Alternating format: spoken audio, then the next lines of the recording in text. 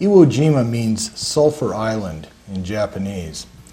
It is located 650 miles south of the Japanese home islands and is part of the Empire of Japan. Iwo Jima is approximately 5 miles long and it's less than 2 miles wide at its widest part. On the south end of the island is Mount Suribachi, scene of the historic raising of the American flag and the most famous combat photograph of all time. During World War II, this small island was perhaps the most heavily fortified fortress on Earth, honeycombed with miles of underground tunnels, armed bunkers, and defended by more than 22,000 Japanese troops sworn to die in combat rather than surrender. The invasion on February 19, 1945, was preceded by the largest naval bombardment in world history, and it scarcely made a dent on the Japanese defenses. For the next 36 days, nearly 75,000 United States Marines were locked in an epic struggle to secure the island for use by American B-29 bombers. In terms of ferocity and valor, the battle ranks with Gettysburg and Normandy in American history.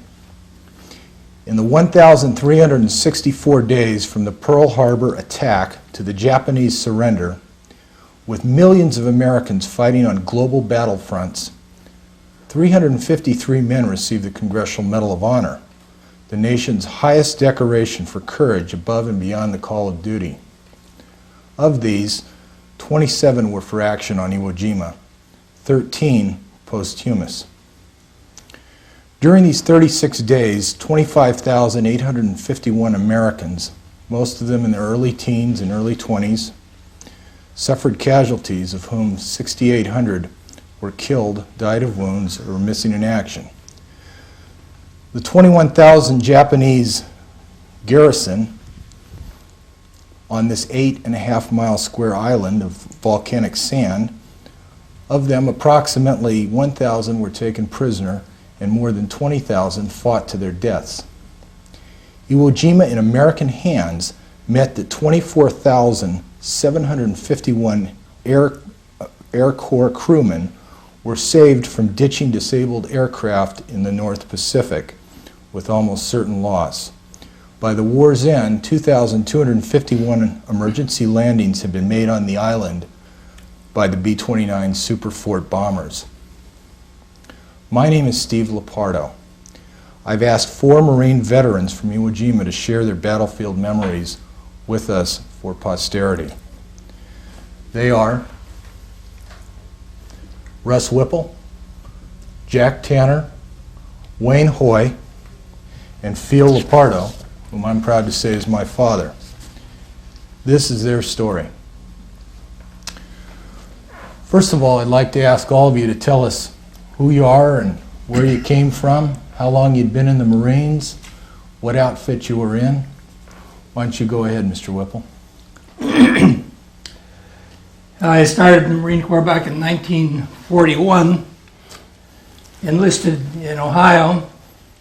I was too old at that time to qualify for a commission, although I had a degree from Springfield College at that time, but they would accept only to the 25th year, and I was just over the 25th year. I enlisted and went to Parris Island, where I got my boot camp training, and then ended up in Washington. And I guess that was a brief stay because Pearl Harbor came shortly after I enlisted, and we ended up on recruiting duty. They used everybody at the Marine Corps schools and sent them out on recruiting duty. So I ended up out in Texas for another few months until they upped the age limit to 27 for being eligible for a commission. So I applied, and by the end of the following year, I had my commission and signed up for the parachute troops. I briefly spent my first years out in the South Pacific with the 1st Parachute Regiment. I was in the 3rd Battalion, and it seemed that was my story the rest of my career in the Marine Corps, at least during the World War II. We ended up out there and spent, of course, you know, the trials of the Solomon Islands, Guadalcanal, Bougainville, Vella La Vella, Choiseul. And after the mopping up was done in the islands, we returned, of course, to the States briefly and out to Camuella, where most of us were in the 5th Marine Division, and ended up training there until Iwo Jima. And that is the point at which I guess we're mostly interested. I must confess that I've sort of put that in the background. I don't think and haven't dwelled on it or talked about it or attended any reunions through the years. I have sort of buried that, and am here today to perhaps refresh my memory a bit. I can recall many things about that Iwo Jima invasion. I was there on D-Day, and it was pretty much as shown on the map. I don't know whether there is a map that will be portrayed, but we landed, of course, coming in over the beach as has been shown on your map here. I must say it was a fantastic, almost unbelievable adventure, as was suggested in the reading by Steve, where we had the bombardment that was just out of this world. We were all on our own coming into the island for D-Day, and as the dawn came up that day, we not only had a great deal by way of the aircraft going overhead and the bombardment by the many planes, but also the bombardment from the many ships. And it seemed that by the time we were making our landing that there could be nothing left on that island. Of course, we learned very shortly afterwards that that was a great show, but the island had been so well fortified and they were so well dug in that it didn't seem to make much difference, because as we came in and hit over the beaches, the Japanese were there in force and did fire, and the resulting casualties were unbelievable. How old were you at the invasion, and what was your rank? I was at the time 40, not 40, but I have to stop and think. 4 years after, I was 27 years old, 28 years old, and had spent, of course, my first years in preparation, not only at Camuella in Hawaii, but we had the entire 1st Parachute Regiment, you perhaps recall, was a basis for the formation of the 5th Marine Division. We used a battalion of the Parachute Regiment to be the basis for the each division in the 5th Marine Division. We asked Mr. Tanner, why don't you tell us where you're from and what division you were in? Well, we moved to San Diego, our family, in 1920, and I'm kind of a family of Marines. My dad was with the Marines at Chateau Thierry as a surgeon during World War I. My brother-in-law was killed in Guam. I have a son-in-law who was in the Marines at Khe Sanh, another brother-in-law that was in the Marines, so we've kind of been with Marines all along. I lived near the Marine base all during the 30s in San Diego. I played football 3 years against the Marine Recruit Depot, when those days had great football teams. Let's see, I was drafted in 1941, but I didn't go on active duty with the Marines until early in 42. I went to Quantico, went through OCS and ROC, was all set waiting for my orders to go to Guadalcanal with a platoon, and at the last minute, someone found out that I had quite a bit of math in college, so they put me in artillery school.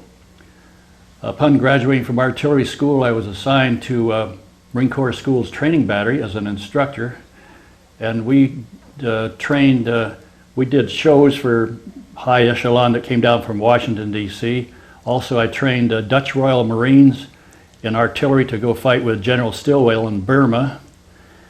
Then I was transferred after that period of time, and I was transferred to Camp Pendleton with the 5th Marine Division. I was a commanding officer of Baker Battery, 1st Battalion, 13th Marines, had 75 pack howitzers.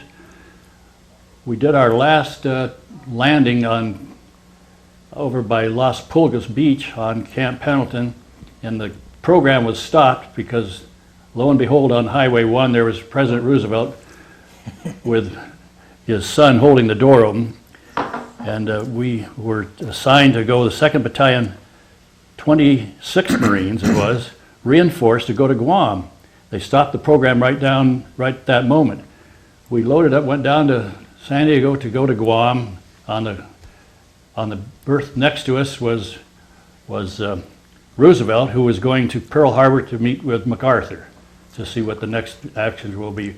We got to Pearl Harbor and they turned us around because Guam was pretty well secured by that time, just about. And we stayed there and trained in camp where Russ was at Camuella until time to go to Iwo. And we left on a LST. That was a 30-day trip. We never saw a thing except a seagull for 30 days.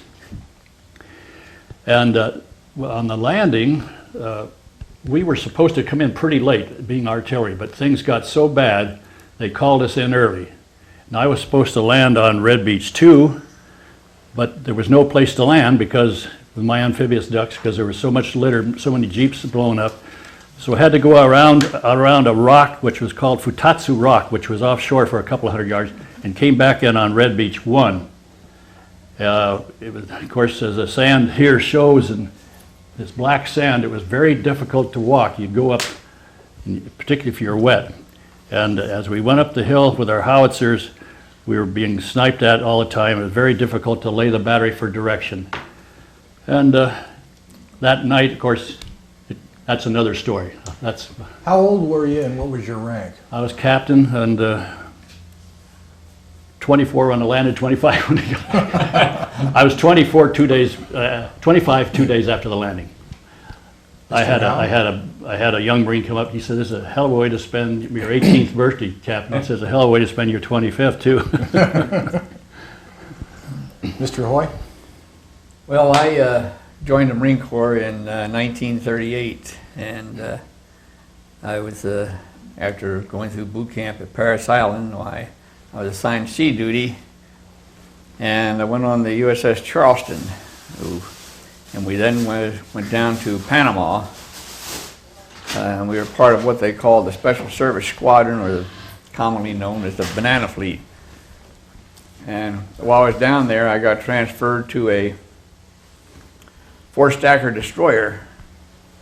We had down there the Tattnell and the I can't think of the other destroyer, but it was USS Charleston, USS Erie, and the Tattnell, and this other destroyer.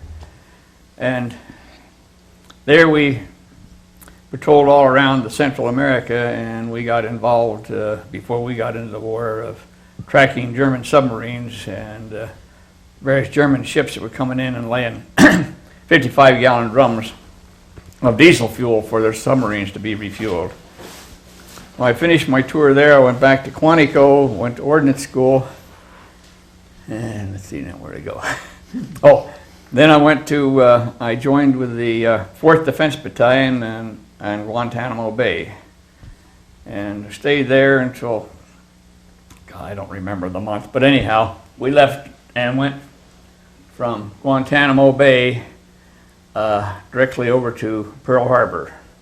And I arrived in Pearl Harbor on the 1st of December 1941. And of course, we all know what happened on the 7th. Where were you on the 7th? Well, we were in tents, and as near as I can remember, and I don't remember what the direction was, we were down pretty far off from where the big tank farm was there at the yard. And a lot of my friends were on liberty at the time. Unfortunately, I wasn't. And we were sent down to the docks to see what we could do. We had given 30 caliber machine guns, which were, as you know, not very effective against any flying planes. And I spent most of that day, after the initial hit, helping fish sailors and Marines out of the bay. There, out of the harbor. And that was, as for a young Marine, a young kid, that was pretty devastating. And How old were you at Pearl Harbor? Pearl Harbor, 41, about 21 years old. Then I got transferred from the 4th Defense Battalion and was sent to the 1st Defense Battalion, and we were heading for Wake Island, and we got diverted and went down to Palomar Island. And let's see, I don't remember how long I was there, but I came back to Pearl, and there I got commissioned, a temporary commission, and was sent back to the States and went through school. I was down here at Camp Matthew for a while, and then I went back to Quantico. And then from Quantico, I went to the Camp Lejeune, and we started to establish then at that time with ammunition companies. This was when the first bunch of black Marines we had. We had white NCOs, and the regular listed were all black Marines, and our staff NCOs and the officers were all Caucasians. And I went from Quantico, went back to Pearl Harbor, and we had set up there an annex to the Lolo ammunition dump, naval ammunition dump there, and we had it out there at Makaha Valley. And I went from, was there, and when getting ready for the landing at Iwo, I was pulled out at the very last minute and was assigned to the Headquarters Battalion, 5th Marine Division. And we made the landing, and I stayed on the island, though I was responsible there for checking the bad lots of ammunition, which there were quite a few. And I think shortly before Iwo, you had a big problem with the 4th Division over on Maui, I think it was, with short rounds, and I had sent over there and came back. And that primarily was my job there, although whenever I could join up, the beach was low, it was crowded, and wherever I could join up with anyone, why, I did so, but immediately got called back and got chewed out. And I lost one of my best friends there, Al Lake, Chief Warrant Officer, and he had gone down to the dump ahead of me, and he got killed on the way to the dump. And there it was pretty hard to find out where the front lines were, because as our troops advanced, they bypassed a lot of bunkers and what have you, and the next thing you know, they were getting fire from the rear as well as from the front. What was your rank and your age on Iwo? I was a first lieutenant, let's see, 1945, I was between 24 and 25, April 20, was when I was born.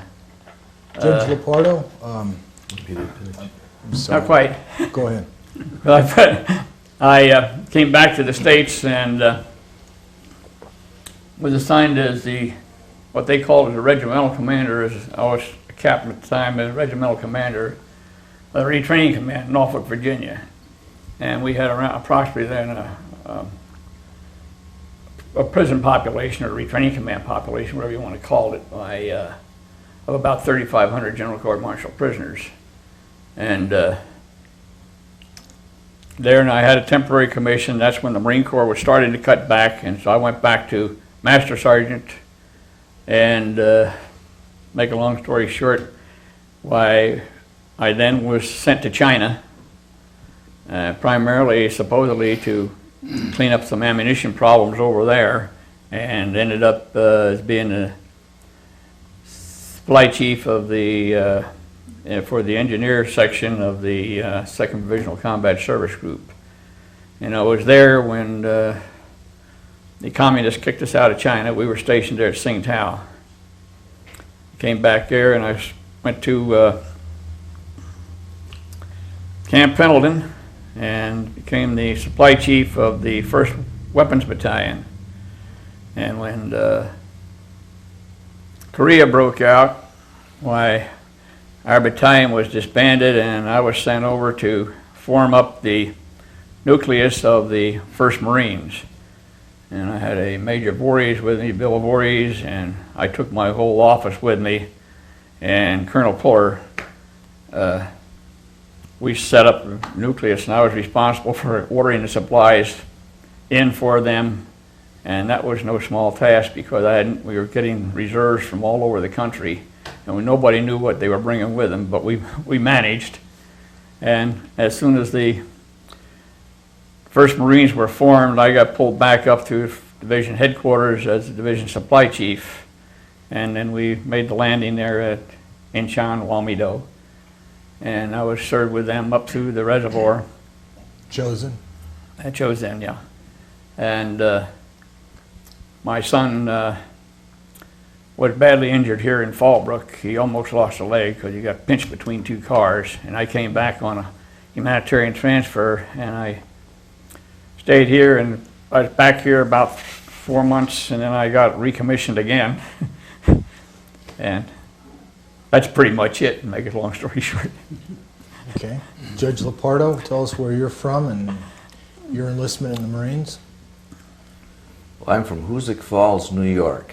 It's a small town, about 5,000 people, 33 miles northeast of Albany, New York, and about 12 miles southwest of Bennington, Vermont, about 16 miles south, directly west of Williamstown, Massachusetts. I entered the Marine Corps in the summer of 1942, and I was called to duty in October 1942, and I was put in the MOS, I think we call it, was the officer school. OCS. The Army calls it MOS. I'm sorry, I apologize. Yeah, and I went to Quantico and started in October and finished up in December, I think it was, late December, early January of 43. Then I was shipped to California, arrived here in about March of 1943, and they didn't know what to do with us. There were 18 of us. And just to show you how everything is so mechanized and was at that time, when I graduated with my, well, when I finished my officer's school and was ready to be shipped out, there were 36 of us who were standing around and they didn't know what to do with us. Some of the graduates were sent down to, what's that one? MCRD? No, down in the eastern base. Lejeune? Yes, Yeah, Lejeune. some of them were sent to Lejeune, and they went right overseas to Guadalcanal. 36 of us were assigned out here to California. When we landed in San Diego, and they put us in a camp called Camp Elliott. You can still see some of the buildings there. And they put us into a Bachelor Officers Club that first night. And the next morning they called us out, told us to get in the line and to count off. And then they said, all right, all the odd numbers step forward, please. Turn left and go over there and regroup where that big truck is, and you will receive further orders. Well, I was one of the people who had to stay back. And they said, now the rest of you folks go in and get your gear and come back out. Well, I got out a little bit early, and I heard a gunny sergeant and a master sergeant saying, what the hell are we going to do with these people? What are we going to do with 18 shavetails? And they talked out, they just had no idea what to do. And finally, one of them says, well, you know, they got a new base up the road a ways. He says, a new base? What's that? He says, well, it's called Pendleton, Camp Pendleton, I think. He said, well, why don't we just send them up there? So they put us in the back end of the truck and bid us adieu, and where we headed for Camp Pendleton. We got to Camp Now, Pendleton. the other 18 guys went to Guadalcanal. The other 18 guys were sent to Guadalcanal, and my unlucky group was sent to Camp Pendleton, and we got in we started off at the Lieutenant General Fegan's place, and it was up on the side of a hill, and his adjutant was a fellow named Laudenschlager, and he says, "What are we going to do with you people?" We didn't know, and he didn't know, and he asked the general, and the general says, "Put him someplace."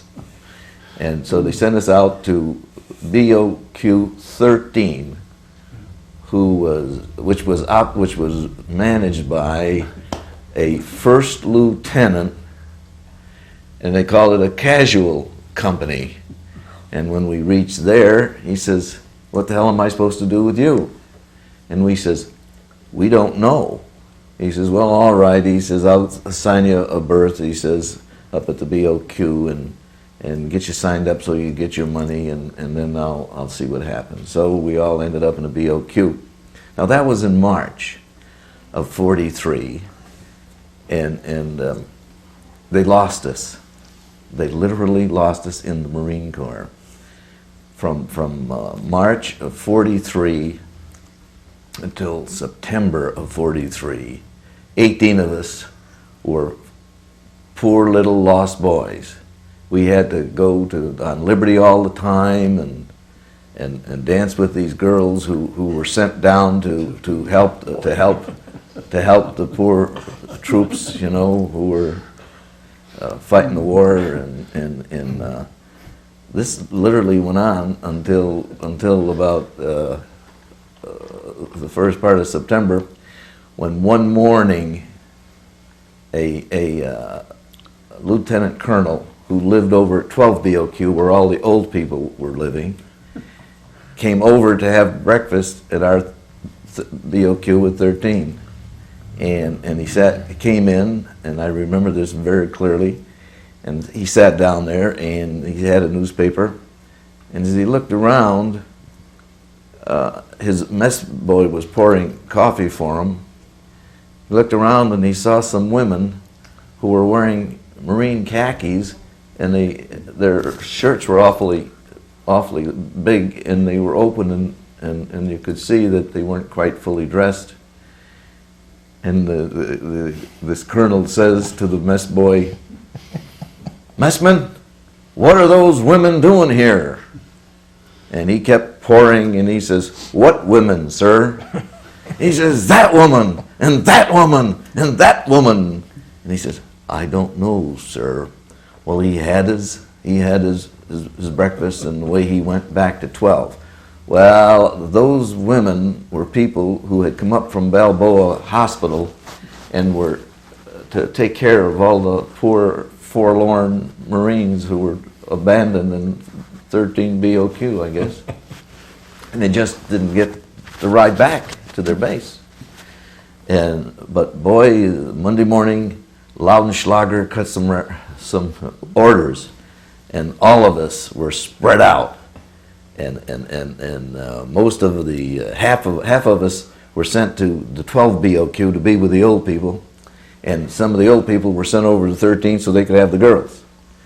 And we worked there then, being assistant provost marshal for a while, and our job was to go down to where the general lived there. He used to live in the hotel, what's the name of that little town? Just outside of Oceanside. That hotel, remember? North or south? South.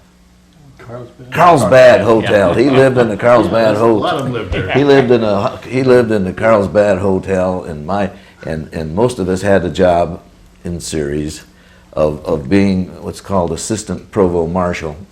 And when I was provost marshal, my job was to make sure that all of the officers who had too much to drink were put in the jeep and sent back to Camp Pendleton so that the general would not be upset, and to keep Marines from raising hell generally.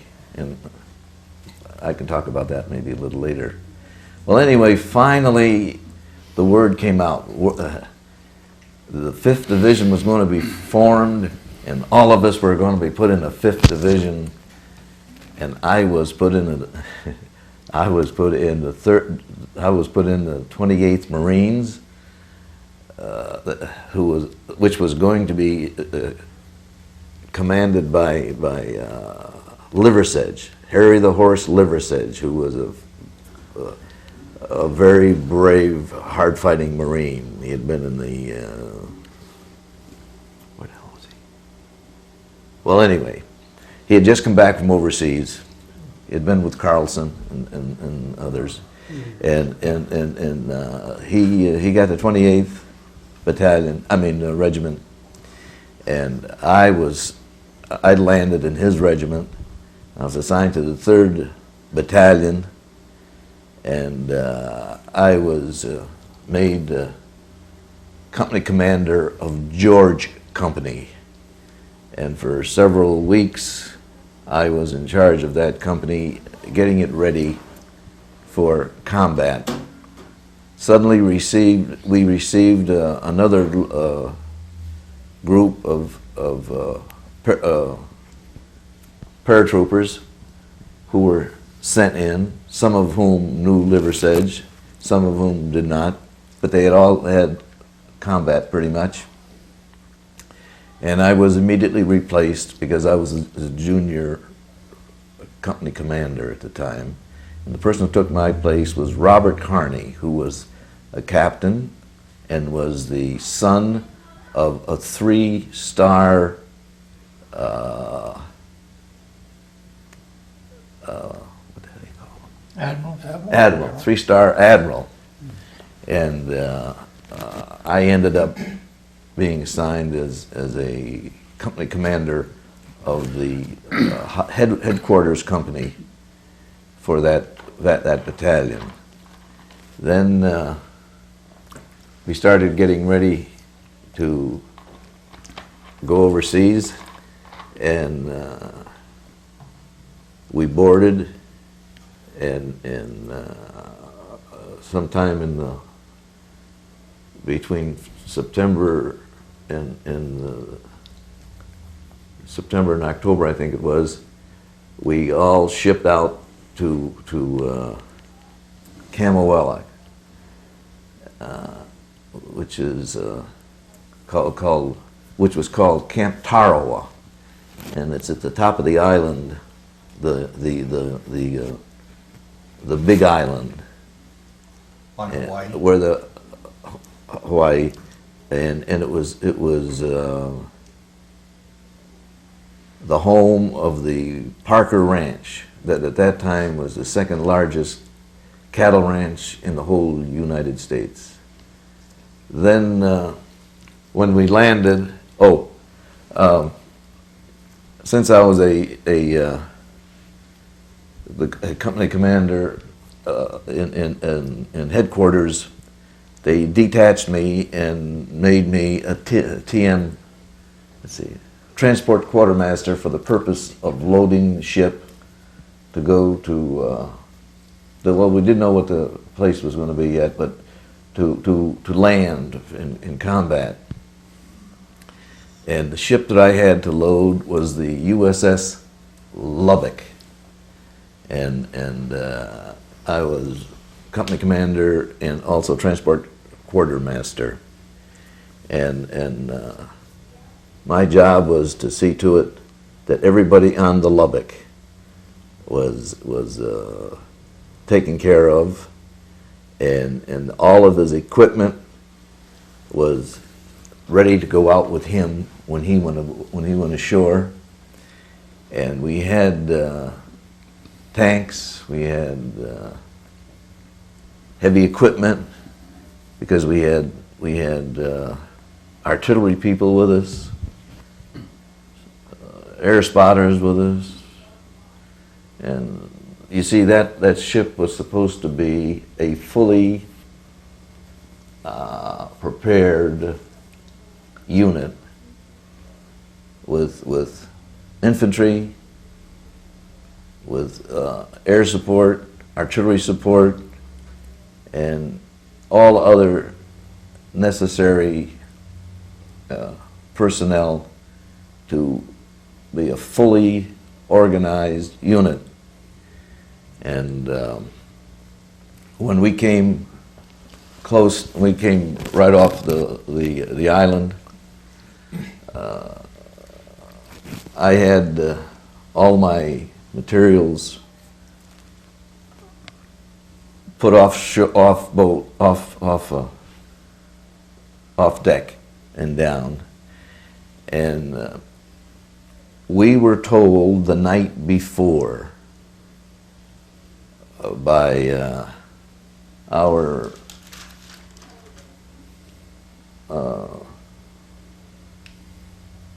it was Terry McGovern. He was a Commodore, and we received communication that the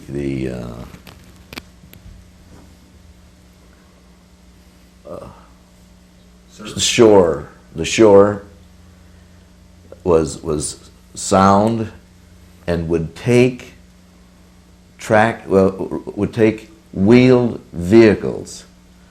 So all of us prepared to have our jeeps go in, our artillery units to go in, and ready to go.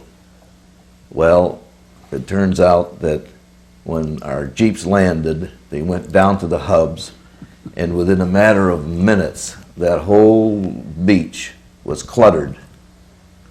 And right above us to the left was Suribachi, and they had big caves, and in the caves they had artillery, and they would roll out the artillery, blast the shoreline, roll back in, and so on. In the meantime, we had the Navy, several cruisers.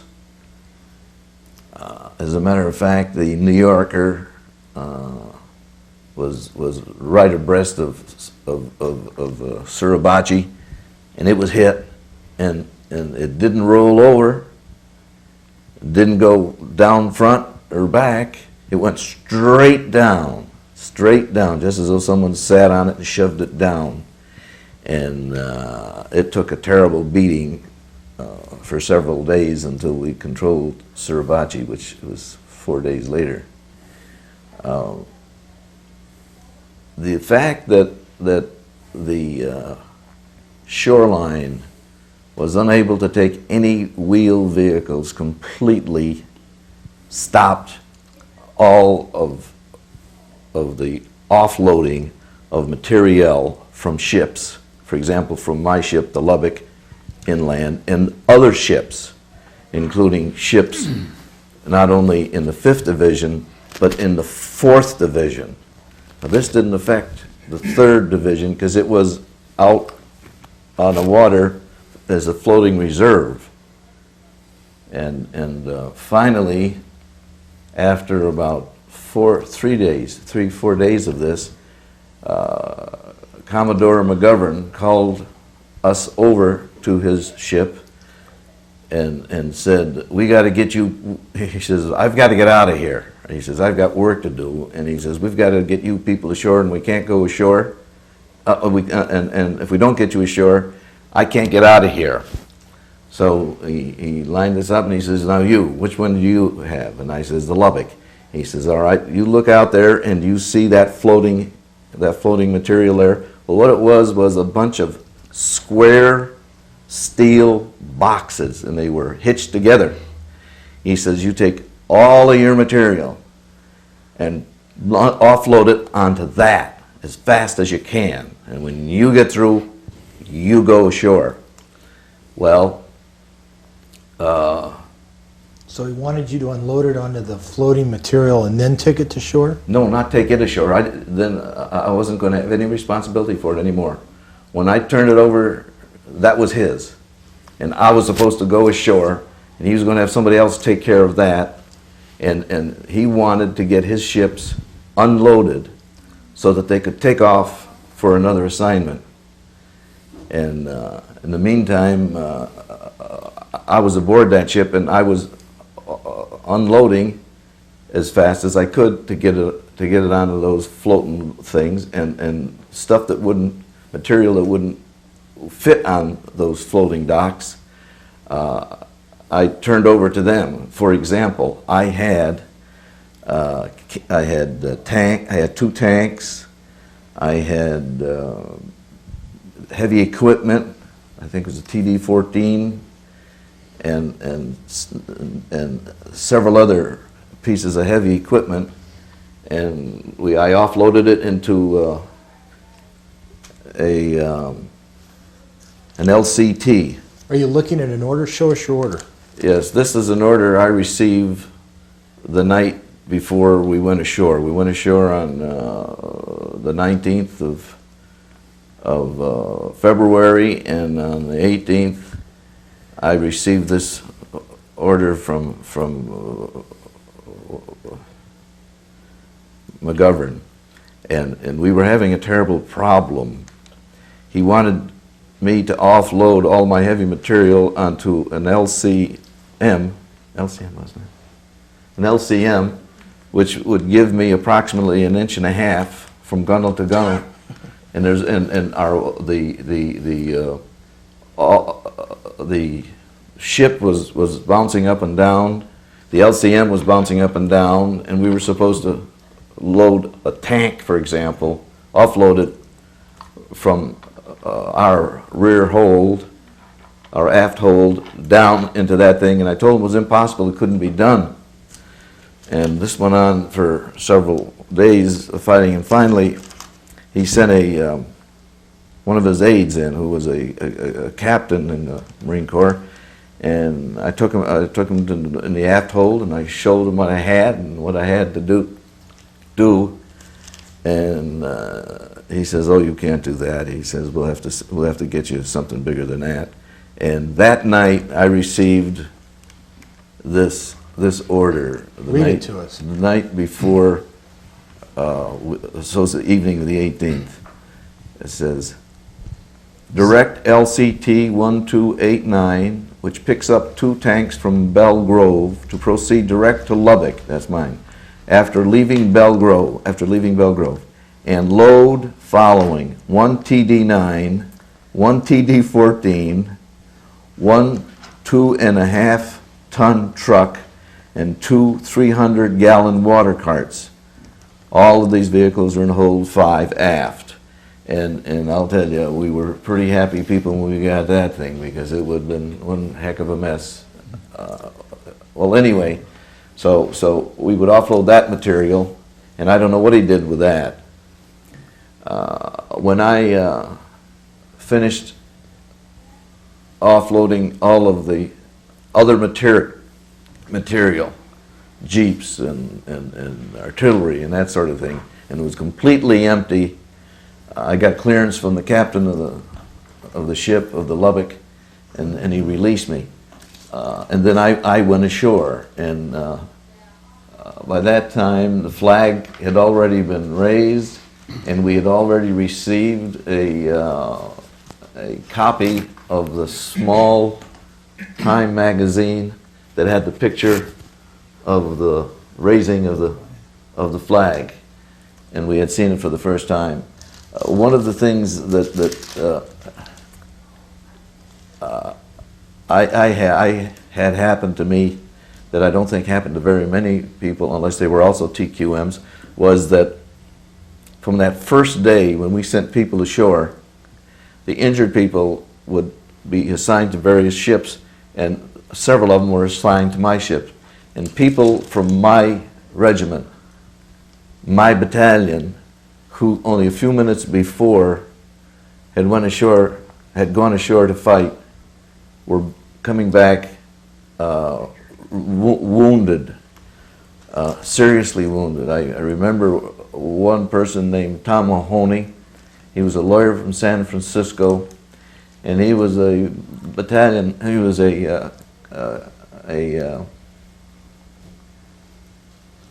platoon leader in I Company, 3rd Battalion, 28th Marines, and he came back and he was horribly, horribly wounded in the chest, and they raised him from an LCM, and when they got up to the gunwale, ready to bring him ashore, ready rather to bring him onto deck, the thing slipped and he went flat down into the bottom of that LCM and he blew wide open. Several of my friends who were injured were having a hard time, and they would all tell what was happening. Well, anyway, and then I went ashore, and when I went ashore, the first thing I had to do was report to my battalion commander, and at that time we were directly north, that's north, ain't it? Directly north of Suribachi. The battalion was all the way across from east to west. Hold that up and show us. This is Suribachi. This is where we landed. Then we went across. And what happened was I can't remember which. Yeah, I think the 1st Battalion was in reserve. The 2nd Battalion was going up one side, and the 3rd Battalion was going up the other side. See, and it happened that the 2nd Battalion was the one that got to the top of Suribachi first and planted the flag, and the 3rd Battalion didn't make it. After the flag had been planted, then we started back down and started to get ready to go north. And it was a very strange thing. As you know, Iwo Jima means Sulphur Island. And what was keeping the vehicles from being able to move was the fact that the sulfur couldn't take any weight, and if you walked on it, you'd go into it up at least halfway up to your knees. And at night, we had made foxholes so that for our protection, and we found out that the Japanese were dropping grenades into our foxholes, and we looked out, and every place we had a foxhole, there was a chimney of steam going up in the air. So when one of us would look out of the foxhole to find out what was going on, there were these. Didn't you remember that? Yeah, sure. Well, there were all these chimneys going up, and there's a holy Toledo. So didn't take us very long. We decided to put out trip flares. We put them out, and when those little rascals hit the wire, up went the flare, and they'd freeze, and then we'd kill them. Shouldn't have said that. We'd shoot at them. And so they stopped getting away with that. And then after a little while, we received orders to start going north. Let's talk more about the landing. Everyone came over in transport ships, is that right? Yeah. No? I came LST, What is an LST? landing ship Ship tanks. tank. It held 1 battalion of artillery, or one battery, pardon me. How many men are on these ships? Oh, I don't know, we had 180 or 200 in my Yeah, company. but that's a transport, Jack. It It was was an transport. LST, Well, you're talking about an APA. Well, yeah, an APA. Okay, tell them what an APA is. You tell, I never was on when I was on LST. Well, an APA was Attack personnel. was a Kaiser ship, and it would hold approximately, correct me if I'm wrong, 1600, and was about 550 to 600 feet long, and I don't know what its beam was, and its primary job was to get people from safe places to unsafe places. How far offshore were the ships when the invasion occurred? Anybody? Oh, I would probably know that because I was there. Those poor guys, those poor guys were going ashore with their eyes closed because, not because they were afraid or anything, but because the stuff, the water coming over just was entrenching them, making getting wet and everything else, and they could see. But I could see what was going in because I was supposed to, when my people hit the shore, I had to send somebody else in until they stopped me. And so what they do is they get into a formation, like a V almost, and in they go. These are the little landing craft. Those are some of them are LCVPs that carry about 36, and some of them, and some were LCMs or LSMs? I had amphibious ducks. LCM. LCMs, And the which were ducks. larger and would carry more people, and then some of them were going in ducks, which were amphibious, weren't they? Yes. And they would come out of the water and go on shore, and they could keep going. They wouldn't. Hopefully. Well, did you? Well, some of them sank. Plus some. Got stuck, yeah. Well, some got stuck. And they couldn't go, and then everybody had to get out and get away. And those who went in LCVPs would just jump off the minute it hit and run up, you see. Yeah, what happened about it, Steve, was that beach was very much like La Jolla Cove. There was it wasn't a gradual beach. Yeah. You jump out 10 feet out in the water, you're over your head. Yeah. Just like that. And then being wet and you hit that sand, you just had 100 pounds of sand dragging on you too. You couldn't move. Yeah. From the troop transports, we, as he suggested, formed up in units and went in waves, of course, to the beach. And we did try to get most of the personnel out at the beaches all right, but the problem was getting from the beaches up into position where you're reasonably protected. And it was a very difficult thing to, as he suggested, there was so much clogged equipment on the beaches to get up through to a safe position was very difficult, and that's where they had a chance to really inflict a great number of casualties. So I think from the troop transports in was pleasant enough, but once you hit the beaches again, then the real loss of personnel began. No, that's never been really covered, but that's a real good point.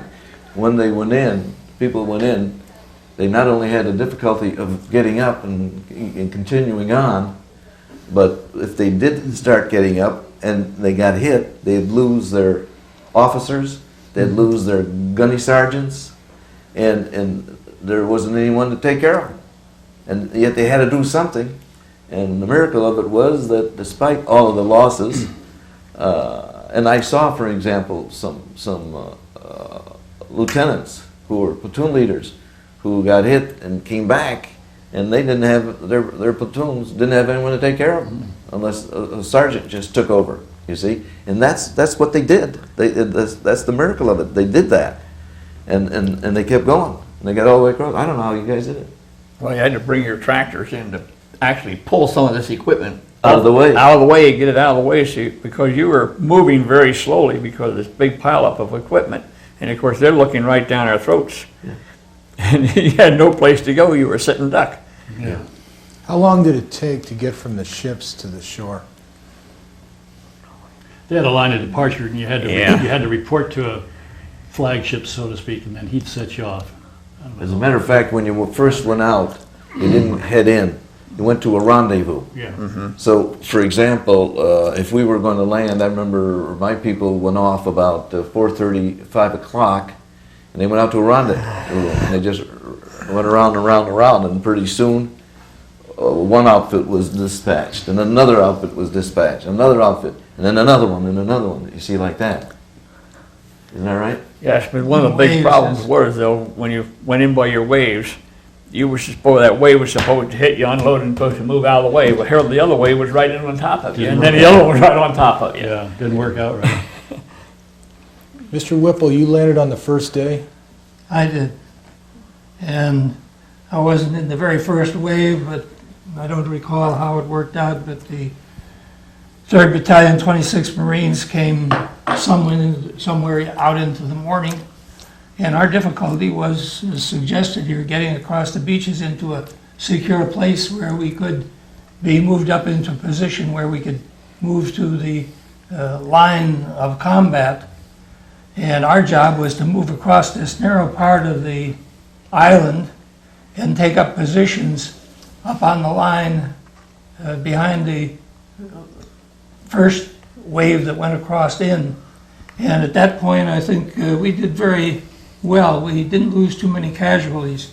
When we began to lose casualties was when we began to move up to the first airport. And we used the revetments where they kept the airplanes initially, and as long as we stayed in those little revetments where they had built to protect the aircraft, we did very well. We began to lose our greatest number of people when we moved up out of those revetments to get up to the airport itself. And then we used different foxholes at that point. I remember when we had our battalion command post, if you will call it that. Actually, there was no real area that we could work except going from shell hole to shell hole. And we ended up in a shell hole just below the airport. Number 1 was the commanding officer and his staff. And I was the company commander at that time, and I had my own unit directly behind. But I was coming up to one of those shell holes immediately below the airport when I stepped into one of the shell holes. And we had an explosion that at that point killed our commanding officer, the executive officer, the operations officer, the J3, S3, and we lost all of our command at that point. I didn't realize it at the time. I came in and said, hey, this is too crowded for me. I got up out of the shell hole and said, I'm digging a foxhole over here. And I had hardly gotten out of that foxhole when a shell hit right into that, I say foxhole, right into that shell hole and killed almost the entire command for the battalion. And over at this point, I could see what had happened, and I thought I better get down and get a corpsman or somebody up here to help out. Fortunately, our intelligence officer was a pretty sharp little lieutenant who did contact the regiment and tried to get some more people up. They in turn moved over to a bigger shell hole below the airport number 1 and seemed to be all right for the time. But this is the way you quite quickly lose control of your units, and we were literally standing, holding in place until they could get reorganized at the regimental area and send a new commanding officer up. At that point, we held pretty much in position and didn't have much to do except to protect ourselves. And this was probably along about D+3. But it was a story of how life and how movement took place initially on the island of Vella Lavella. It was very difficult. No. The command was difficult. Lavella, what? No, Not Iwo Vella Jima. Lavella, yeah. Iwo Jima. Iwo Jima, I'm Iwo Jima. sorry. Well, Hold that let me map ask you- up and show us where you landed, please.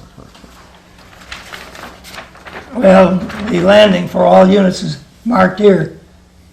The 26th, the 5th Marine Division had the southern area here. We were pretty much below Mount Suribachi-yama, which was the end of the island here. And our landing took place across these beaches on this side.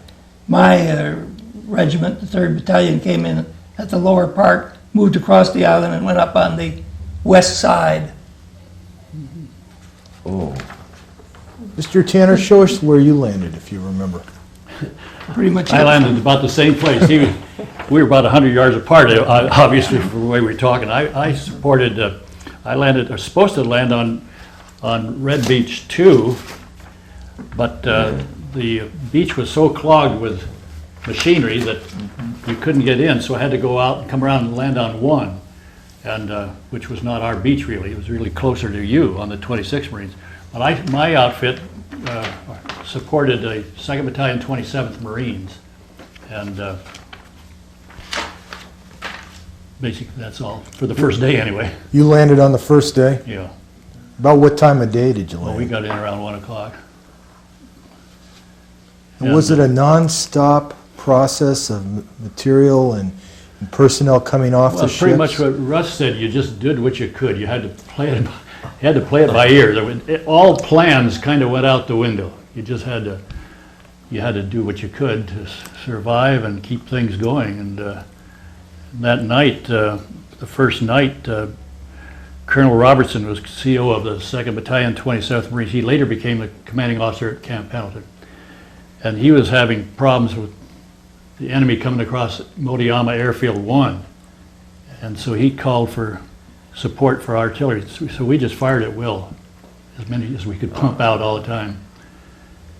And Pretty much hand-to-hand combat. Yeah, it was. It in was many ways. quite a bit. As a matter of fact, he was there 3 days trying to move, and actually they didn't start getting any of this equipment in until someone got the idea to get that metal stuff that they put Marston down. matting, Marston matting or pure steel Yeah, planking, they yeah, call it, yeah. yeah. mats, yeah, Yeah, landing those, mats. Those, airplane mats, and they would put them down and we'd go ahead a little bit and then put down some more and go ahead a little bit until finally we got up here south of that first airstrip that he's talking about. But that took an awful long time to do it. When I went ashore about I don't know the day, it was after the flag went up, it might have been the day after. When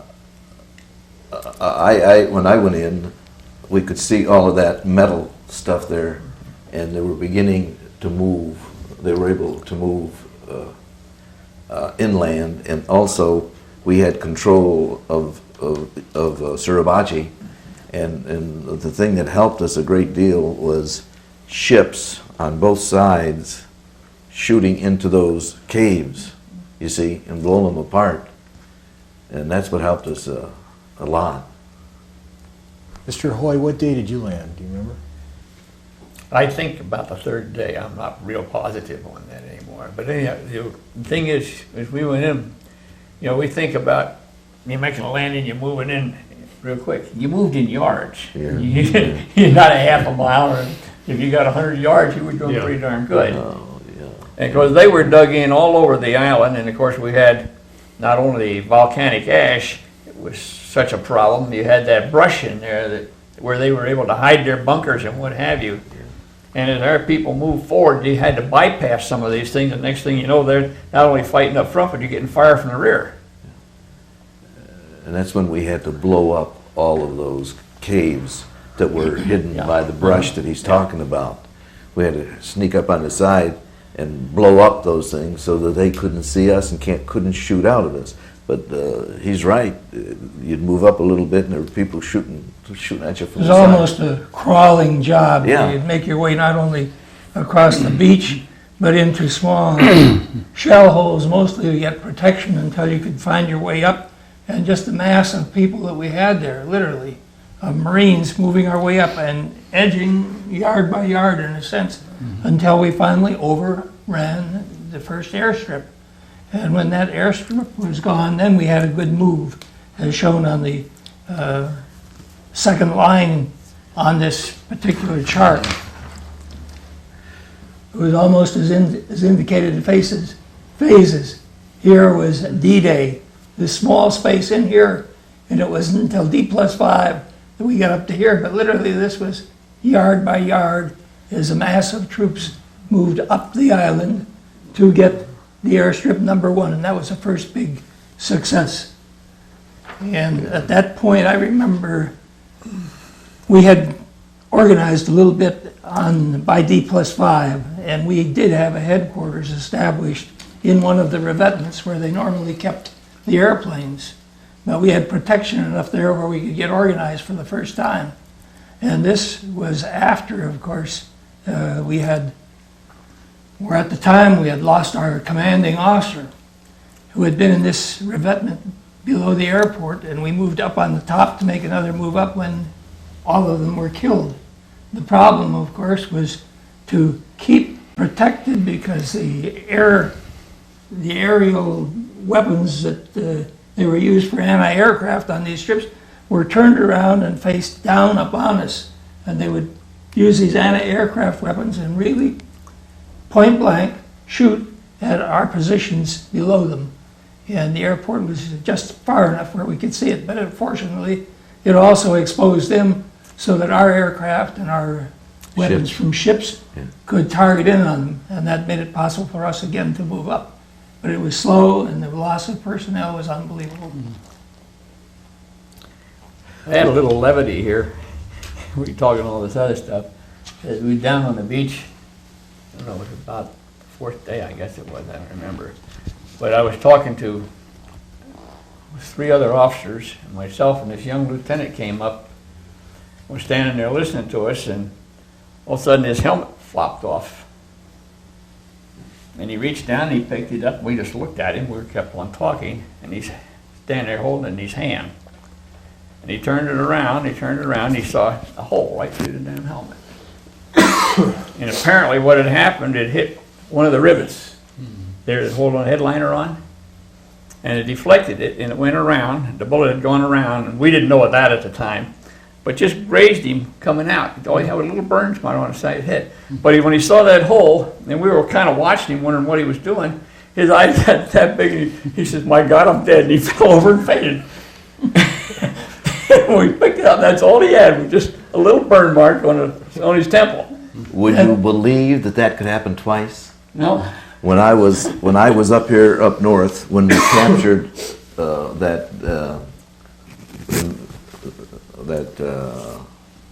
Sumiko Sakai, the fellow who was the fellow in charge of the Supplies? no, he was in the comm section, and for sir, he was Kurabayashi's Kurabayashi's sergeant, either first sergeant or sergeant major, and he was in charge of the communication, and he decided he was going to give up. Well, I'd like to talk about that later when we get up north, but actually I got a phone call from Candy Johnson, one of my platoon leaders, about 5 o'clock in the morning. And the first question I heard from him was, "Theo, are we taking prisoners?" And I says, "What do you mean?" He says, "I got a guy here who wants to retire.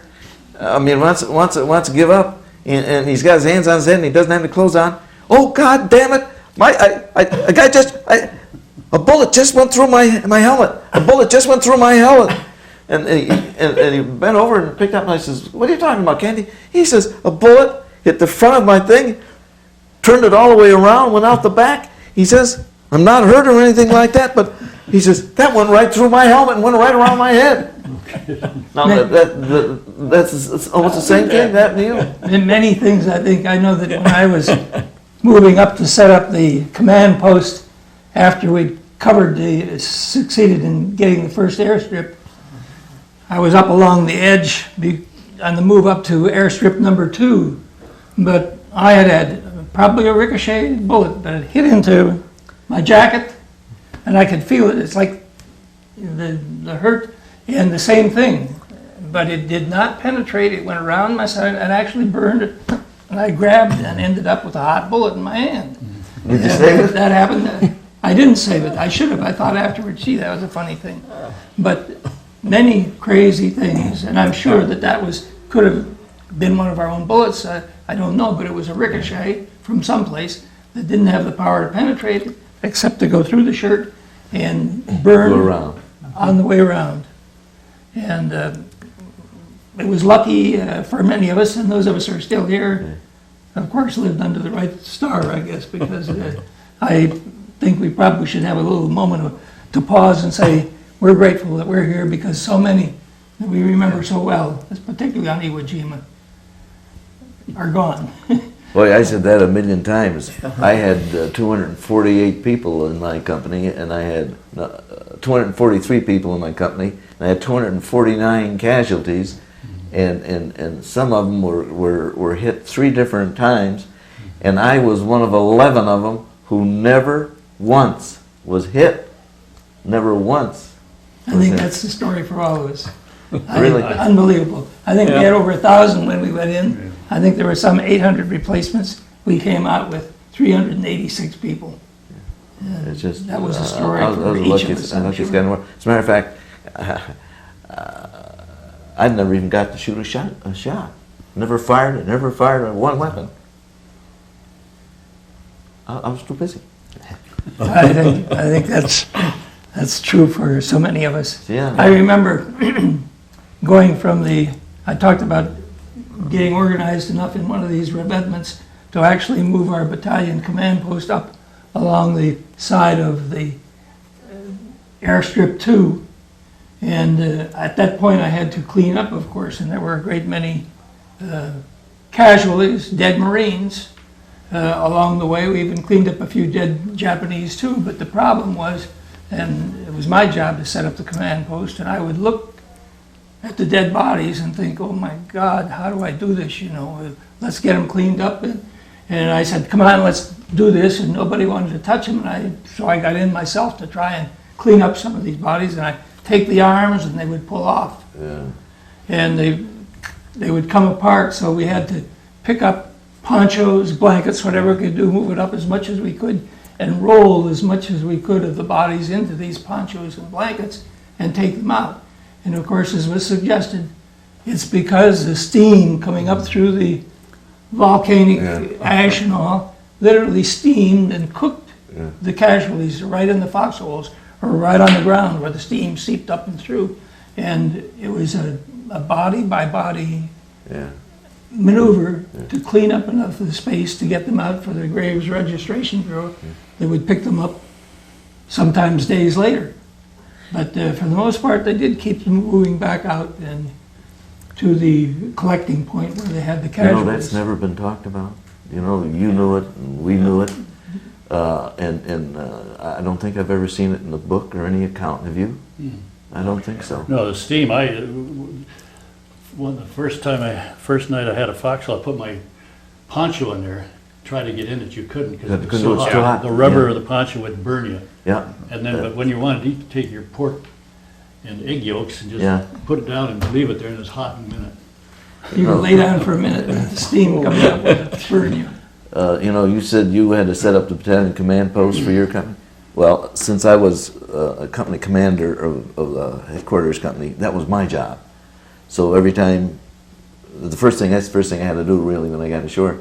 And then when we started to move up, I always had to go ahead and set up the command post because my guy wouldn't move in unless he had it all set. And one night, first or second night there, I was supposed to have the duty that night, and I was trying to keep covered because if anyone was going to shoot, I didn't want them to see my little head.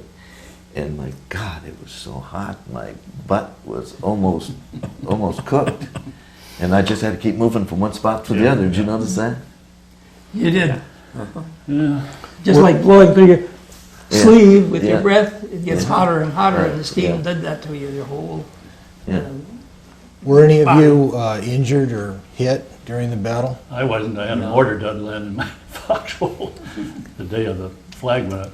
I was a little different situation than the other people. I was all by myself on the island because the first day I lost my outfit, as this picture shows. And we had direct hits on the howitzers and on the ammunition. Show us the picture. This is a picture which was in Life magazine. This is one of my howitzers left.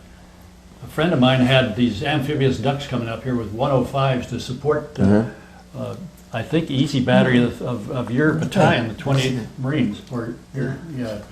And Never seen that. we lost all communications. I had no communications. I had no nothing. I had no one to give me orders, no one to, so I got a hold of the first sergeant, my executive officer, and I said, when we blow a whistle, we're gonna retreat, advance in the opposite direction about 75 yards, which we did.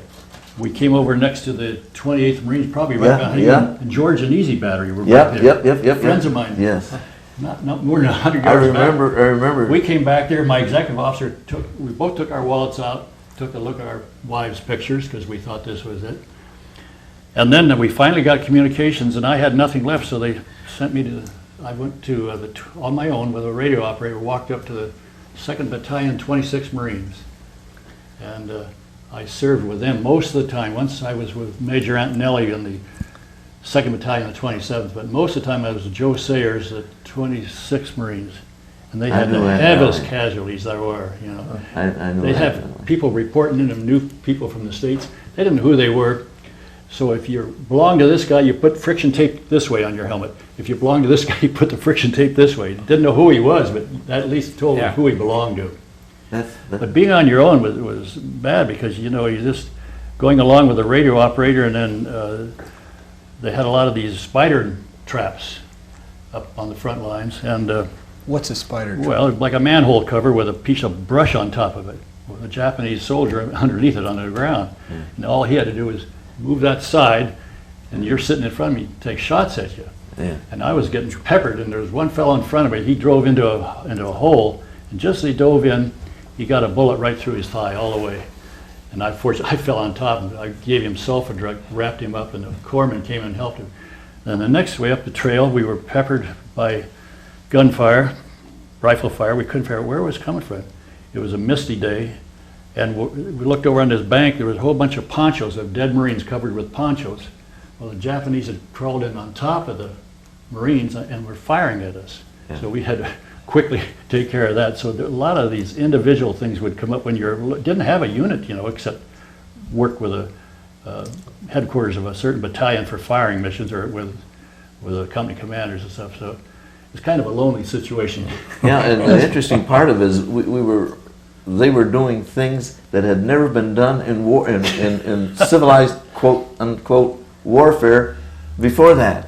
Well, So many of them were so well dug in good positions that they'd had time to really establish themselves in good positions. And I know that we, moving up, had many of our men killed simply because the snipers were so well dug in that no one could quite pick them out, and they would pick off individuals as they would come through. Yeah. And we lost one of our company commanders that way, and of course, as I indicated, we lost the commanding officer of the battalion, Colonel Trotty, and the executive officer under Waters, and the three a day, but all at one time, just simply because they were dug in, and they did get them, particularly with the anti-aircraft weapons. Well, I found out too, a lot of the Japanese would take Marine clothing and put it on. They'd run by, you know, and you didn't know whether to shoot at them or not, because, you know, you didn't want to kill one of your own men, but they were in Marine uniforms. But, you know, that got scary when you couldn't fire them because you were afraid you'd kill one of your own men. Mr. Tanner, would you hold up that picture again and point out Suribachi in the background, and maybe explain what's in the foreground a little bit? Well, this is Mount Suribachi in the background, and it was on the top of that where the flag was raised. Right. We'll talk about that later. But yeah, and this here, I had 4 75mm pack howitzers. I got direct hits on 2 of them. All my ammunition went up, and this friend of mine had 105s back here, 105mm howitzers to support the 28th Marines. He was hit. His drivers were black Army. They all ran for the beach, left him sitting there. So he spent the first night where we were getting peppered that night, and as I say, we were told to fire at will. And the next morning they knew where we were, and we just got plastered with shorts and longs, and pretty soon on target, and it just covered our area with mortars just completely. And we had, as someone else mentioned, someone was in a hole and they got hit in there. We had a lot of the people of ours were in this big naval gunfire hole, and the shells kept hitting in there, and we lost our ordnance officer, ammunition officer, and 4 reserves and everything else there. So that's about that. And as we moved up, even after they declared the island secured, Yeah, well, That was a laugh. that was the worst thing ever. On the 14th, when they declared the island Yeah. secured for about the 10th time, Carl Bachman was killed, and they moved me off of the, the headquarters thing, into being company commander of his company, and those 14 days, from the 14th until the 25th or 6th, which was the last day, that was the hottest fire I've seen. Yeah, well, the home front was, politics was giving them so much Oh, pressure to geez. secure that island. They That said, let's was just secure it. And they awful. secured it, went on for 2 more weeks. That was- I think the 3rd command post that we set up, we had good positions and we're set up there actually at one of the Japanese gun positions where they were able to use their anti-aircraft weapon, and we moved in on that and thought it was well secured. And I think it was the 2nd day, early in the morning, that up out of the ground in one of these holes came a Japanese with the white flag, but he was right there the entire time that we were moving Yeah. in, and had concealed himself very well in the underground tunnels, but came up with the white flag on, I think, the 2nd day we were in that command post, right in our midst. So he'd been there Where- all along. You know, I've been there the whole time. Where were you when the first B-29 landed? Remember, it came in and one of its engines was smoking black, and it was tipped. I can't tell you. I recall the story, but Well, I was wondering. I happened to be right near one, just a little bit south of one, and I saw it come in, and I was just wondering by chance just where you were at that time. I don't recall that incident. Don't you? I recall them Okay, all talking right. about Because that. I saw it, and everybody in this whole area just screamed and hollered when that thing, because that's why we went in, Yeah. so that we could have a place for these people to land, and there was one that was landing right in front of us. I was just wondering where you were. I wasn't close enough to Okay. really observe. All right. That was the first B-29 that First landed. B-29 came down? Yeah, I saw it. Yeah, it was something. And it landed, there were, how many airports? Oh, well, Two no, on there the were island? actually, there was one there that was, we had to make serviceable, and then there's the second one here. And I don't think it was ever serviceable while we were there. Not even the 3rd one. No. They called it 3. No, they One had was 3 not. of them. Well, the third one wasn't, and the second one I don't think was either, was it? It was only the first one. 1 was the only one. Yeah. One was the only one. Hold that map up and show us. This is airstrip number 1. That's the only one that I think was ever serviceable. This is number 2. That was not ever serviceable so far as I know. And this is airfield number 3, and I don't think that was ever serviceable.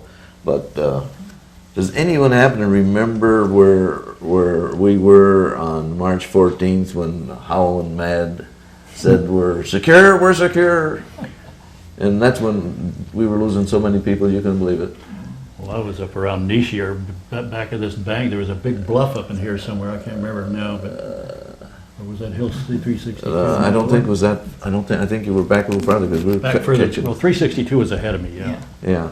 I don't recall exactly where I was, but I know that we, at that point, were beginning to pick up a good many prisoners, many of them just Yeah. laborers that were Yeah. coming out, who were hiding themselves because they didn't want to be exposed, but they weren't actually the Japanese soldiers. They were other people that had just been brought in to dig some of the tunnels and do the work. And they would come out in platoons almost. Well, they had Initially, it Korean was laborers tough too. to get Korean laborers, Korean I think it laborers, was, yeah.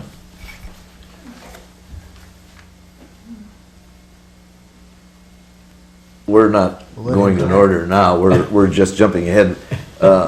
We were up someplace in the area that is called Airfield number 3. And actually there was a high spot there. There was a high spot between the ocean and that airfield. Show And us. Here's the ocean, here's the airfield, and right in here there was a high spot. And it was my day off. By that I mean my company was out of combat, not fighting. Two other people were in there. And we were just sitting there looking out over the ocean, and a lot of our ships were here because down here was kind of safe for the ships. And they were apparently loading some material onto this ship. And pretty soon we heard a shell going over us from this area over this way, you see. And a shell landed in the water not very far from one of these ships. And we figured, that's that ship, that artillery piece behind us. And pretty soon another one. Well, this time they were over a little farther. And you could see they were getting closer all the time on both sides. And we were wondering, and in a way we laughed, and the way we didn't laugh said, they're going to get hit. They're going to get hit if they don't get out of there. Well, they finally woke up, and they put a lot of fire in it, and I never saw a ship go backwards so fast in all my life. And you know, the last shot they took at it, doggone near hit the bow. But it didn't. It was funny. Can you imagine laughing at something like that?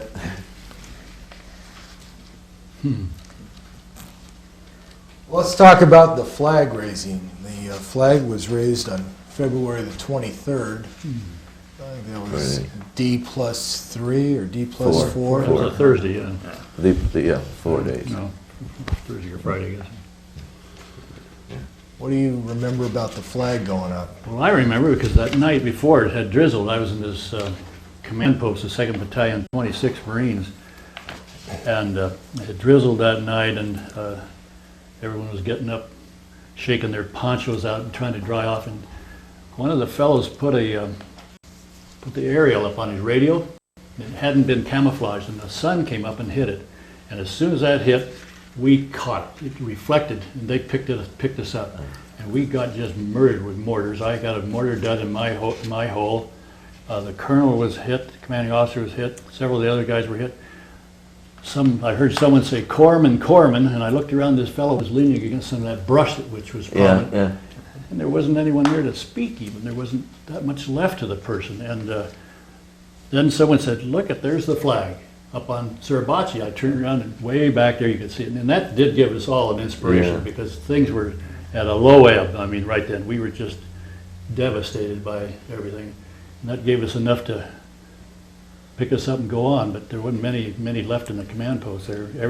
All the officers changed hands, you know, and gosh. I think the best part was that feeling that, hey, we don't have to worry about our back anymore. Yeah, they were shooting at two Most sides. of us were projected up the island, and one of the things that we were afraid of is possible shells coming down. Yeah. Of course, there still were some snipers back there, but still, Oh boy. we felt now we could look ahead to getting up to the northern end of the island. And it was a good feeling, but we didn't actually see it. I didn't. No, I didn't see it either. And as a matter of fact, the first time I knew the flag was raised when I saw that little pony issue of Time magazine. Mm-hmm. And they used to come out in the States, and they'd fly them over to us. And it would almost get them a couple of days after. Remember that? Yeah. And I saw that, and I said, oh my God. And in a way, I figured, oh boy, at least behind us we're all right. But you know, it wasn't so, because as I said, when I went ashore, those people were jumping in there, not jumping, but throwing these grenades in our foxholes. They could sneak out of more places. You saw that. Well, the eeriest thing too was at night, they didn't know this operation, as you know, was going to last so long. It was going to last a week or 10 days. Oh yeah. And so the naval gunfires, flares were limited. We finally only got, I think we got 3 flares per hour per regimental front, which isn't much light once in a while. I didn't even know it was that. You know, it was just eerie out there. You know, you weren't come above ground after dark, and you'd hear groans, you know, and things like that with infiltrations of Japanese. Did you notice? That a lot of your troops were being killed by a shot in the forehead, a shot in the throat or in the mouth, and one of the reasons is because people were smoking, and every time they took a drag, it would shine And those sons of guns were looking for that. And boy, we lost a lot of them. And we immediately issued an order, you can't smoke unless your head's underground, with, poncho over your head. Yeah. I noticed sometimes too, as you'd see one of those boys coming by that had a wound through the neck or something that had to be taken care of, but were finding their way out, you could have that feeling, he's going to make it. And you thought to yourself, when does my turn come? Yeah, And those of us who were lucky didn't have a turn, but that was a constant thing there as you saw. Being alone like that, I was on a lot of trails, and I'd see a lot of that coming by, being helped back to the rear, back down to the beach. One fellow I knew him very well, he came by and his face was almost gone. He'd been a boxer, so he had a pug nose. And I never saw him later, but some of my friends said they saw him later after plastic surgery. He was a handsome man later on. He really fixed him up. His dad, as a matter of fact, was a general. But there was a lot of that on the trails. You'd see wounded people. Yeah, you thought, God, they'd say to me that they were the lucky ones because they were getting the hell off of there. And I couldn't believe it. They were just nothing left, and they were lucky, they thought, because they could get out of there. I had one guy in our outfit put his foot up on the edge of the foxhole and shot his toes off to get out. He got a general court-martial for that. Oh. But that's the way he got out of the boat. Got off the island anyway. That's the hard way. Yeah. Now, Mr. Tanner, you know Angelo Bartelli, the Notre Dame quarterback. Didn't he serve on Iwo Jima? Yeah, he did. He was with the 3rd Marine Division. I was at the regimental command post of the 27th Marines. I think it was Colonel Warnham was it. Yeah. And wasn't it? Do you remember that name? Yeah. Warnham? Yeah. Yeah. Later became a general. Yeah. And we pulled up, we probably made 100 yards, which was a big advance. Well, that's maybe right. too much. We pulled up, which left our right flank exposed. I think the 3rd Division was there. And the general was very concerned about that being exposed there on the right. So he called for a runner to come over so he could give some word to get some support. And it happened to be Angelo Bertelli, first time that I'd met him. And later we became very good friends and are today very good friends. He was probably a pretty good runner. Yeah, better passer than a runner. Tell us a little bit about the Japanese fortifications, the tunnels and the pillboxes and their defense structure. Anybody can. Well, I had one right behind this location here. There was one, and we couldn't figure out what was going on because we thought we'd secured the thing. But all the time we were getting sniper fire. All the time we'd go inside and couldn't figure out where it was coming from.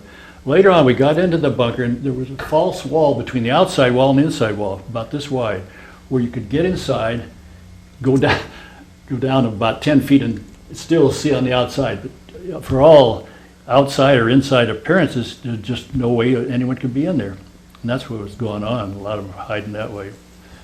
I think I mentioned the instance of one of them coming out of a bunker where they had an anti-aircraft weapon, and again, we'd been down in these holes before. We had gone into the web net where they had secured themselves when the bombardments were going on, and to look at it, you were satisfied all was secure and well, but there are little places that you don't see on a usual reconnaissance down through the web of underground revetments and caves. But somehow or other, they eluded us, and you had a great many people come out of the hills and the caves long after the island had been secured. Oh, yeah. As a matter of fact, the very last day I was there was what, March 25th or 6th or something like that, right down below air strip number 1, right in here. Yeah. Our battalion, our regiment was here, and we were going to go ashore that way. And that night, we slept through 250 Japanese who dug out. Banzai attack. Yeah, the dugout, Yeah, I remember that. and right next to the airport, were a bunch of flyers who would come in and On the airport. yeah, some of them would come in on lamed B-29s. Others were troops, and these 250 some odd people busted out of their caves and went in, tore down the tents and butchered how many? I don't know, I know there's a It lot. was several hundred, well, 150 American troops in there that night. Well, those of us who just came out of the combat, we just slept right through it. And the next day we went ashore without knowing anything about it. I mean, went onto our ship without knowing anything about it. Well, those caves were fantastic. Oh, yeah. At the end of the thing, around 25th of March, we formed a skirmish line, actually Okay. practically held hands. Where were you? And covered, huh? Where were you on the 25th? Well, we came back along in here. Yeah. And, Well, that's what we did too. we've held hands practically. And but you know, they found people coming up out of there the next year even. In fact, they're still coming up yeah, out of they Guam. probably are. Well, I'll tell you what I saw. We were up here past the 3rd Airfield, and there was a big high abutment, and we noticed we'd been getting shot at from the back, the left rear, and someone ordered fire to blow the whole side of this thing apart because they were shooting at us. And when I just happened to be standing right where I could see it near the airfield, and I Was it looked over. cliff? It was a cliff, a great big cliff, and it looked like nothing. But they decided they were going to blow, and they were blowing it from the top because there were some holes. Holes that the Japanese were hiding in, and so they blew it. When they did, the whole front of this thing, it must have been as big as a football field in length, and probably even if you turn it on its side, it was that way in height. And the whole thing opened up, and down it slid, and there were several foxholes along the line, and in each foxhole there were 2 Japanese, face to face. And what they used to do is crawl up out, shoot somebody, and then get back in, see? And there they were. I could see them there, and when the front went off, it was just like they were standing still in air, and then almost down they came. They were all, they were in caves. They were Right. If you want to know about that sort of stuff, we can tell you some more things. Tell me some more. Well, we decided after a while when we got up here to use our flamethrowers from tanks. For example, the last time it wasn't the last time either. Well, one of the times, I'll tell you what happened. Bob Carney, the fellow who was killed on, I think it was March 14th, in whose place, no, that's wrong, strike that. Carl Bachman was CO of the Haugh company of the 3rd Battalion, and he was killed on the 14th of March, and I got his company, and You were promoted to company commander? yeah, well, I was already a company commander, but of a what you call it, the Headquarters. company. Now I had a rifle company, and we were moving along this way, and they gave me 3 tanks. I don't know how many pieces of artillery you guys would give us, and out we went, and I used my tanks the tanks wouldn't go without the troops. That sounds kind of funny, but they would go, but they had to have the troops right alongside of them. You couldn't say to the tank, go on up there and they'd go up alone. They wouldn't do that because they were harmless. I mean, they were without protection, you see. And so we had to be right alongside them. They wouldn't get behind them, you see, and go by the side and get behind them.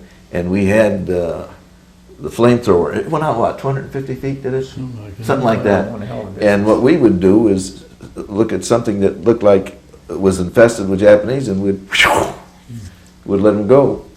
And finally that day, we had a good day for us. We went way out there, and everybody was excited about it. And they took their little airplanes and they dropped flares to find out how far we had gone out. And everybody else up until then had pulled back after they had gone out.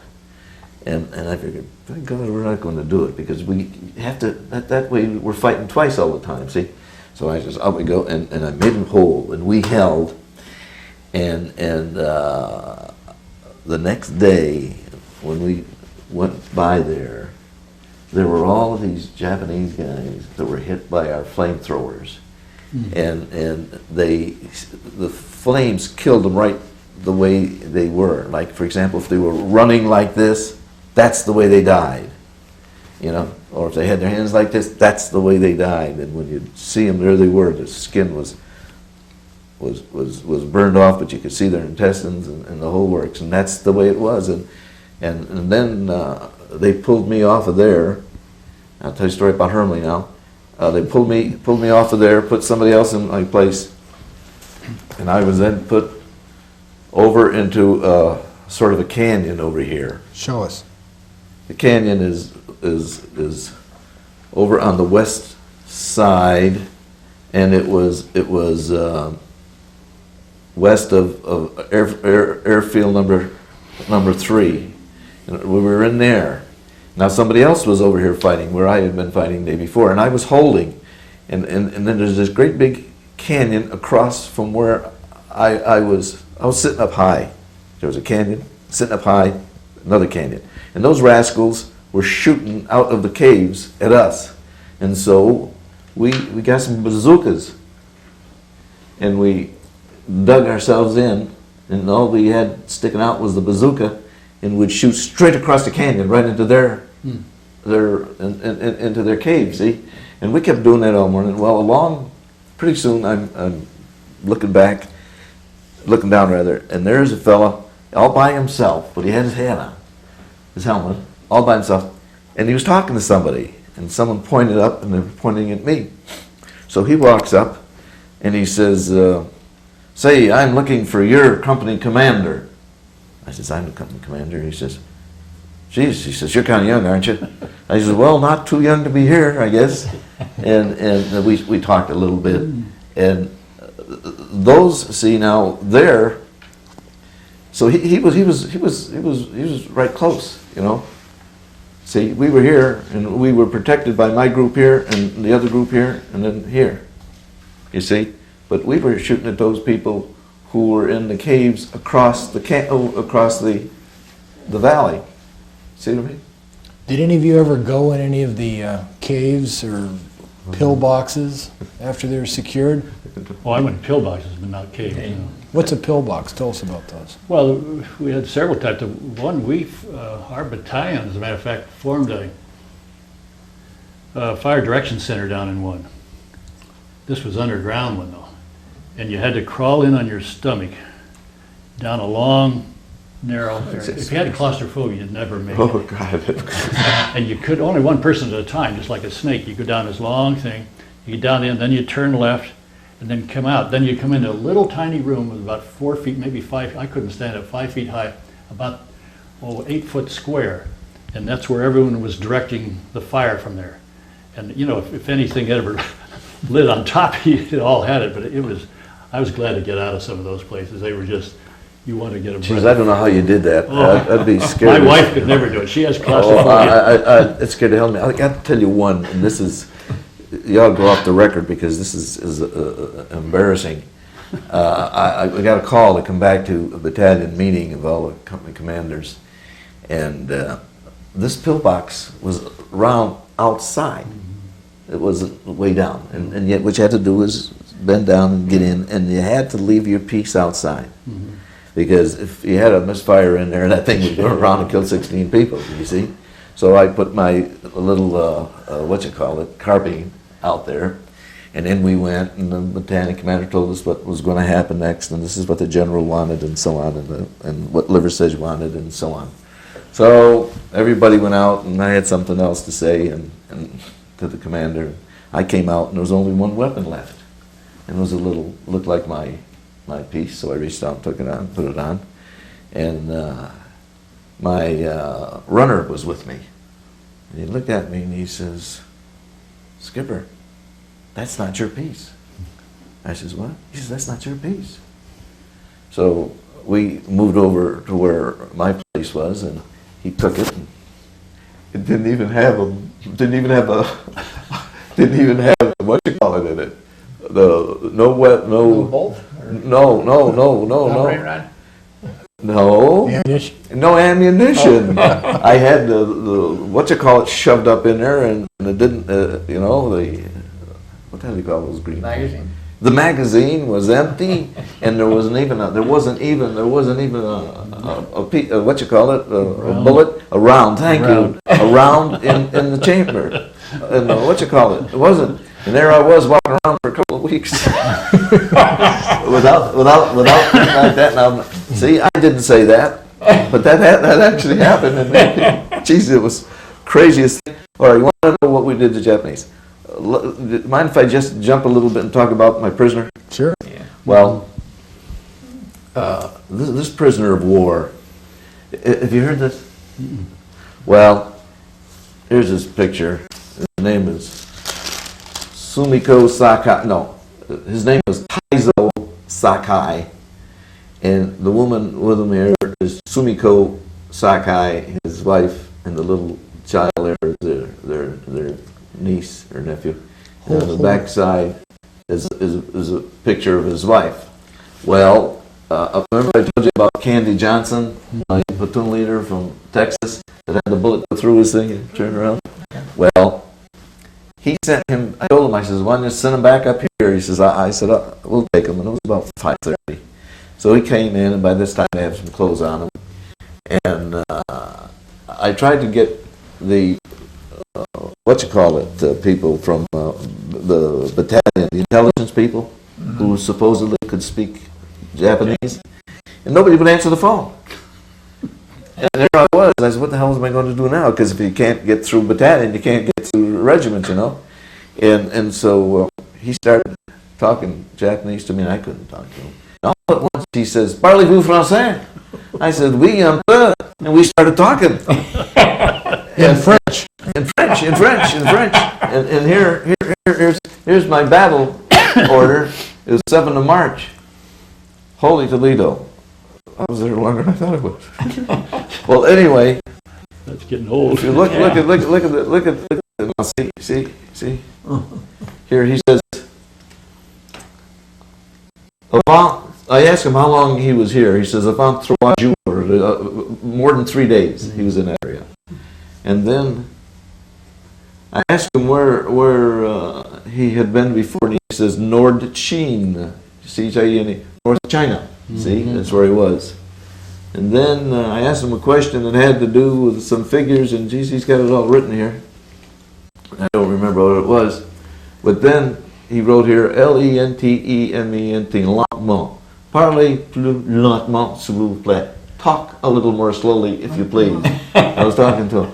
So then I tried to, and then over here, le Japon est convaincu. Japan is conquered, he says. Well, then we were talking about various things, and what about this, and do you know about this? And he says, le journal ne viendait à Iwo Jima. Newspapers don't come here to Iwo, he says here, and I think that's about all. But anyway, while we were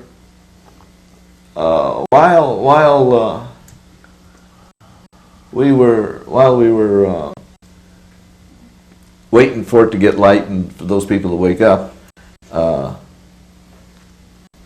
I used him to help me blast caves, because they would come out before it became light, and you could hear them, you see. So I'd say to him, talk to them, tell them to come out. If you don't, tell them to blast them. So he says, they're crazy. He says, let's see if he didn't say it here. They're crazy. He says, and you and he are speaking back and forth in French, yeah. He says, they're fanatics, he says. They're fanatics, he says. So anyway, I got him over here, and he could hear him. And he says, they're going to bonsai. I says, tell them if they bonsai, we're going to kill them. And so we had the mouth of the cave here, then it dropped off a little bit, and then it dropped like that, and that's where I put in a 4, one of those light machine guns, and I set up all 4 light machine guns, aimed right into the thing, and so they accommodated us real well. Just about the time we got all set up, he says, come, and out they came. We just let go and got them all, because every one of them, he turned back, and he says, they're fanatics. They're fanatics. He says they're fanatics. Well, he did that for us, believe it or not, several times. Well, finally, it was getting to be kind of light, and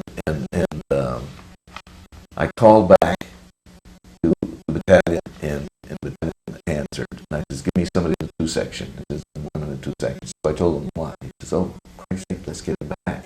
So I put a guard on him and sent him back to the battalion. He told them a lot more because they could understand him in Japanese. And he says, geez, this guy, and he had told me that he was the sergeant major in the comm section, communication section, and he started telling me all about where the guy was. They'd been in North Carolina, they were here, they were there, and I'll tell you what he told us. I asked him what he knew about Iwo Jima, because at that time we knew we were going to go in Iwo Jima. That's a little teeny island, not very far from Iwo Jima. And he said, oh, don't go there. He says, there's nothing there. There's nothing there. He says, don't go there.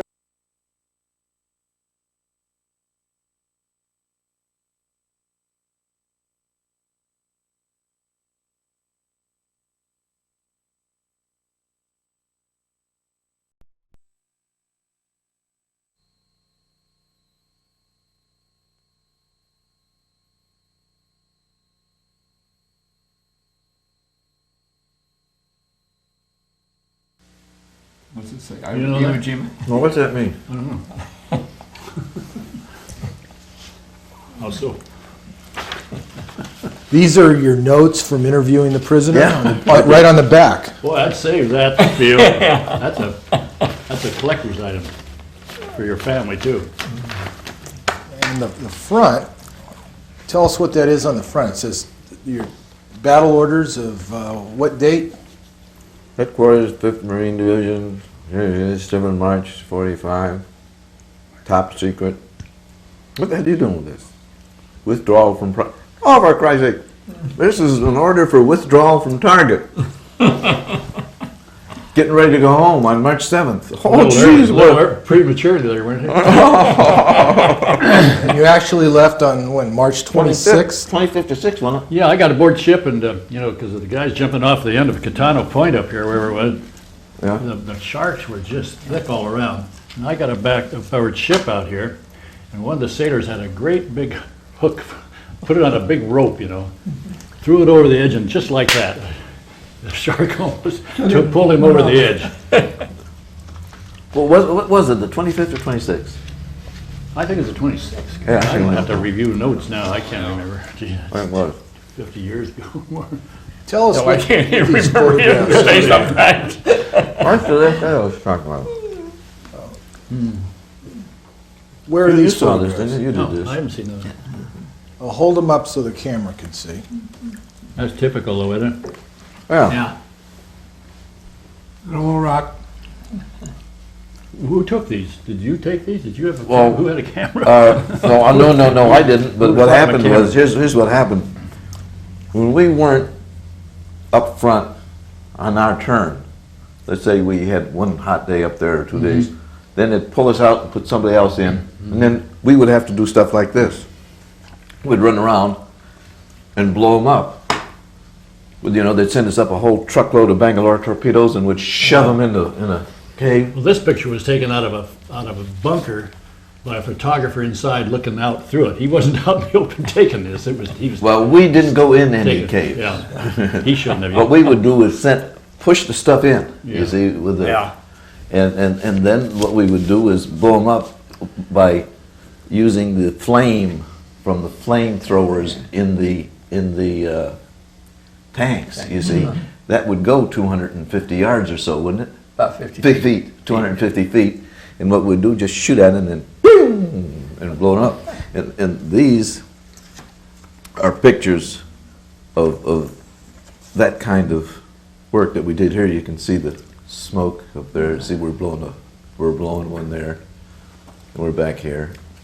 And then these other two are where we had blown caves. This gives you a good idea of the difference in the terrain, though. Yeah. Or the rocks, you know, or the posts, the Yeah. volcanic ash.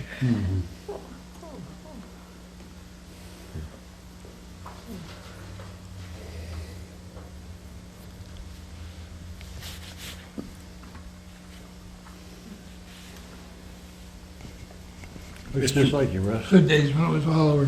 Haven't changed a bit. Mr. Whipple, let's see your photograph. When was that taken? It's Russ. That's on the back probably. 1945. Probably just got back from Iwo Jima. Yeah, it says middle of July, 45. Who's this good-looking young man here? That's right after I got my commission, which was sometime either in February or early part of March. And I had gone home to say goodbye to my folks, my mother, because I was going to go to California, and I didn't know what was going to happen. How did I know I was going to get stuck with all those women, you know?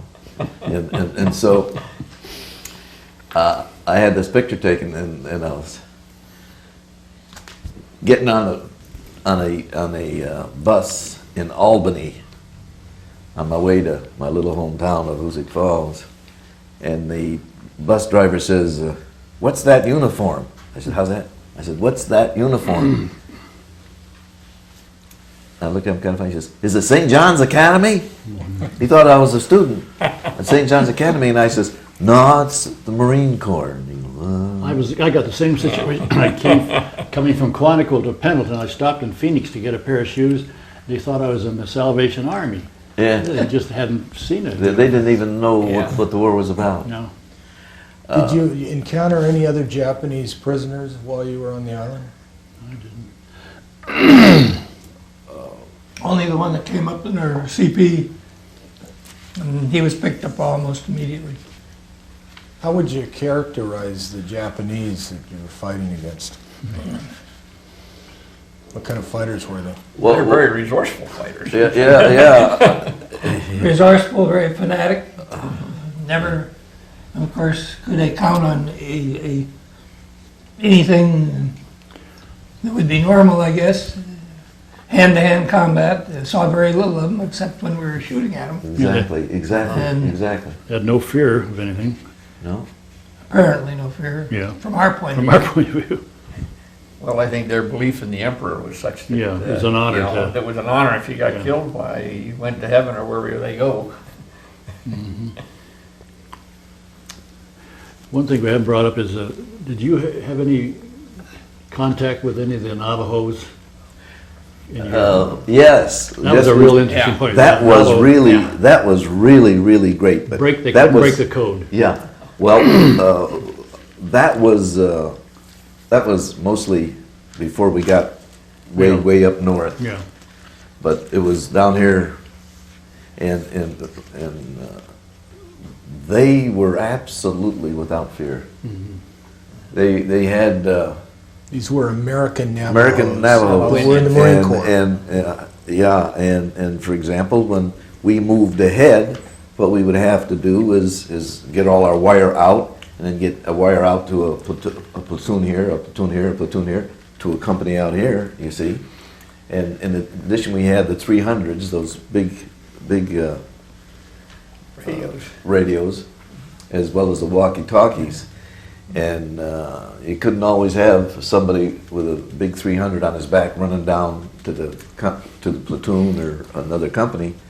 So what you do is connect them up with wire, and they'd have this little wire thing about this big with a handle on it, and one end of it would be connected to the battalion, and the other was on this round gadget. And they'd hold on to it like this, and they'd go running, and they'd just go running, and they weren't afraid of anything. And they'd get out where they were supposed to be, and then they'd check in to let us know, and they'd talk back and forth. And pretty soon, if there were some Japanese get on the line, you could tell. And pretty soon they'd be talking like this. They'll say, "What the hell's going on?" I didn't know that's what they were saying. And so, and strangely enough, you would think that when they heard these people talking, they would at least say, well, this is what it is, we're going to cut the wire. Do you know, other people may have had instances of wire being cut, but I don't remember wire being cut once when I was in charge of the the headquarters company, and I had to set up the battalion post, you know.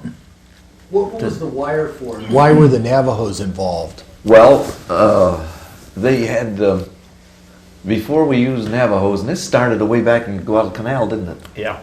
The Japanese had a lot of people who could speak English. As a matter of fact, were raised in America, or trained in America, or educated in America, and they could speak English. And so they'd connect onto one of the wires, and they'd hear what the people were saying back and forth. And doggone it if they didn't find out exactly what we were going to do and when and all that. Until someone got the bright idea, geez, we've got to do something else. And I don't know who it was, maybe these guys can tell you. Someone came up with the idea, let's use the Indians. Because they didn't know, they couldn't translate the Navajo, so we'd just tell them what to do. And boy, these guys were so damn brave, you just couldn't believe it. They'd just get their little old reel and away they'd go. And they'd have one guy out there, of course, hearing, and another guy down here hearing, you see. And they'd translate, and the Japanese were madder than hell. But I don't remember, at least on Iwo Jima, I don't remember. I don't think we used them anywhere near as much as South Pacific, I know they were. Yeah. in South Very Pacific. They used a valuable. lot, and I Particularly don't out in think the hills. I know we had them, and Do you have any Dobermans with you? I know No. some of the outfits had Dobermans. Yeah. And I know Ernie Pyle, I have a picture of him. Hey. He came on the island. I have a picture of him. He was a famous war correspondent, later killed on Okinawa, I believe. yeah, he Yeah. was, yeah. Yeah. Oh.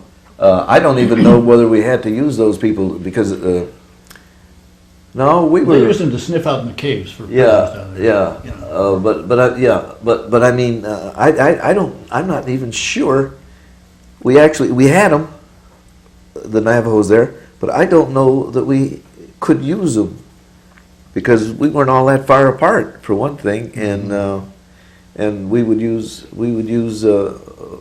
if they had somebody who could talk on a 300, they could have that same person, a Navajo, at the receiving end, just getting the stuff, you see.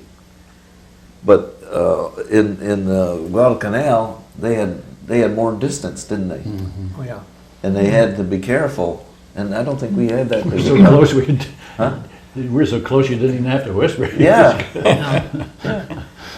No, this was unusual. Never it was in the completely different. Yeah. history of warfare have you had that kind of an operation. Yes. Why was it? What was unusual about it? The fact that you poured so many people into such a small island against such 5 a miles strongly long. fortified positions, and literally it was just a matter of overrunning with manpower. We had over 80,000 there on the island. And you just couldn't believe that kind of closeness in any kind of warfare. You're shoulder to shoulder and literally face-to-face combat.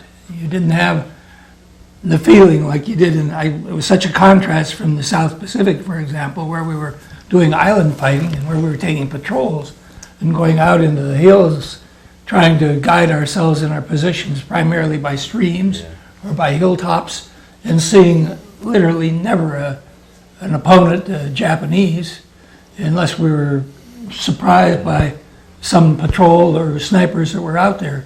But here, this was literally shoulder to shoulder with your own people, foxhole to foxhole, and always somebody up in front that you're least expecting to be confronted by, but you didn't know where the next shot was coming from until finally you overrun caves and then you clean them out, literally inch by inch, Yeah. yard by yard, before in a mass of people really moving across an island that was dug in, fortified. And it was just unbelievable to have that kind of confrontation. No other place have you had this mass of people put into such a small point. Yeah. Did any of you folks see any of the Navajos running wire? Because I don't know, now I look back, I don't know that I've seen them run wire. I didn't myself, no. I don't think I did. I We think had I them know there they though, and had I know they used them, but I didn't see them. Well, I saw them on radios. I don't remember. Well, I did see them carrying wire, but that doesn't mean anything. They could carry wire just to go from me to my platoon, for example, one of my platoons or something like that. We had to have that because we never knew when the radio was going to work and not work. I recall a good many comments about them when we were down in the South Pacific, but I don't recall anything on Iwo Jima. Well, I don't come to think, but I saw them there. One of them raised the flag, Yeah. Ira Hayes. Hayes. He was there. He raised the flag, and there were several others there. I think he was a Pima, wasn't he? Jeez, I don't know. I don't think believe he was. He wasn't a Navajo. I think he was a Pima, but same deal, Did you have air support during the battle? There was a little bit early on, but not, well, didn't seem to be too much. No, I think it was beforehand. At the beginning, Yeah. there was. We had some of our own, what do they call them, observation planes, VMO or What are they? biplanes. One of my friends was shot down to observe observation over the enemy lines of our own people, But Yeah, but they didn't use those until we had control of Suribachi. Yeah, they didn't. Did the Navy remain around the island during the fighting? Only for a limited Only period of for- time. The Kind big of stuff. disappeared. The Yeah, only thing I it remember- disappeared. It disappeared. All I saw were the Red Cross ships out Yeah. taking back to Guam, Yeah. offshore Yeah. for wounded. But I don't know what that was.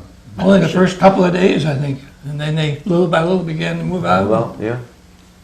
There were hospital ships offshore, Yeah. Yes.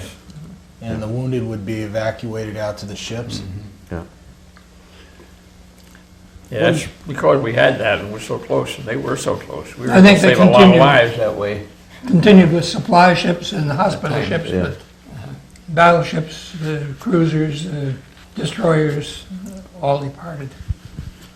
What about Navy corpsmen? They served with the Oh, Marines. they're God's. great. They're God's They were angels. good. Yeah. They are God's angels. I'll tell you, they don't have one bit of fear. They're not even armed. They just go out. No, they're not even armed. They do just their go out job. and they do it. They do it. They do it. What I'd like to say for the record is what I was telling these folks earlier. I wrote up only one person for the Congressional Medal of Honor, and it was this little corpsman. We were pretty close to our own front line, and somebody out there got hit. And he went running up there, and he went across the front line and got down there, and you see he was ministering to him. And he turned around and he started to lift him up, and just about the time he started to lift him up, he got hit, and down he went. And he started up again, and he got hit again, and a tall fellow who was Jack's spotter. He was a spotter for a little small airplane that was spotting places for us to drop artillery. And he went running out there, and he picked this. It was obvious that by this time that the fellow that the corpsman went out to save was all shot up. He was dead. And so this Johnson reached over and picked up this corpsman, picked him up, and started to run back, and he got hit, and down he went. He came back up again, and he got hit again, and this time both of them were dead. But that corpsman just wouldn't stop. He just wouldn't stop. He just had to, he had to bind this guy up to stop him from bleeding. You could see that. We were close enough to see that. And then he wanted to get him back, and by God, he would give up. And you know, the Sons of Guns apparently thought that wasn't very important. I mean, it was too common, I guess. And they wouldn't give him the Congressional Medal of Honor. They gave him the Navy Cross, which is the second highest thing. But boy, I'll tell you, they're A lot of them are the real heroes, yeah. Oh, bravest people I've ever seen. Well, I think there were more instances of where one Marine or a corpsman threw himself, where a grenade came in, he threw himself over the grenade, so his buddies didn't get killed. I think there's more instances of that and all the rest of the battles I know of put together. Yeah. You know, I'll tell you, say what you want, and I know that I was a Marine, and I'm just so proud of the Marines from what I see. But the truth of the matter is, when those people are in combat, they are brave people. I didn't see anybody running away. I saw one guy, he had an A4 for him. He was a little light machine gun, air-cooled machine gun. And it was about, I don't know, maybe 29th or 30th day, which means we had still about 5 or 6 more days to go. And Mac, his name is McLaughlin, and he's turning around and he was walking back, and he had this thing over his shoulder, which means he hadn't fired it because it was, if it was hot, it would have burned him. And he was walking back, and I looked at him and I says, Mac, where are you going? He says, I can't do it anymore. Do what you want. He says, but I can't do this anymore. I'm going back. And I just couldn't see myself arresting him or grabbing him or anything else. I says, go get some rest. And he went back. Now, that's the only one I saw with my own eyes. But I saw another little thing. A fellow by the name of Corporal Larkin. I had 3 platoons, and one of my platoon leaders was a corporal. My officers were gone, and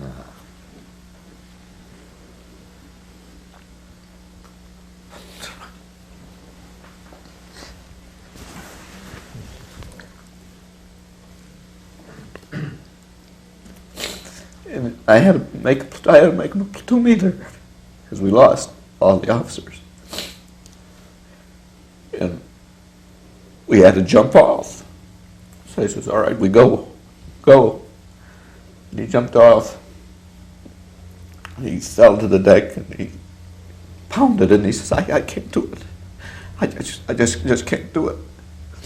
So got a hold of my gunny sergeant, who I was using as an officer, really, kind of an assistant company commander, sort of.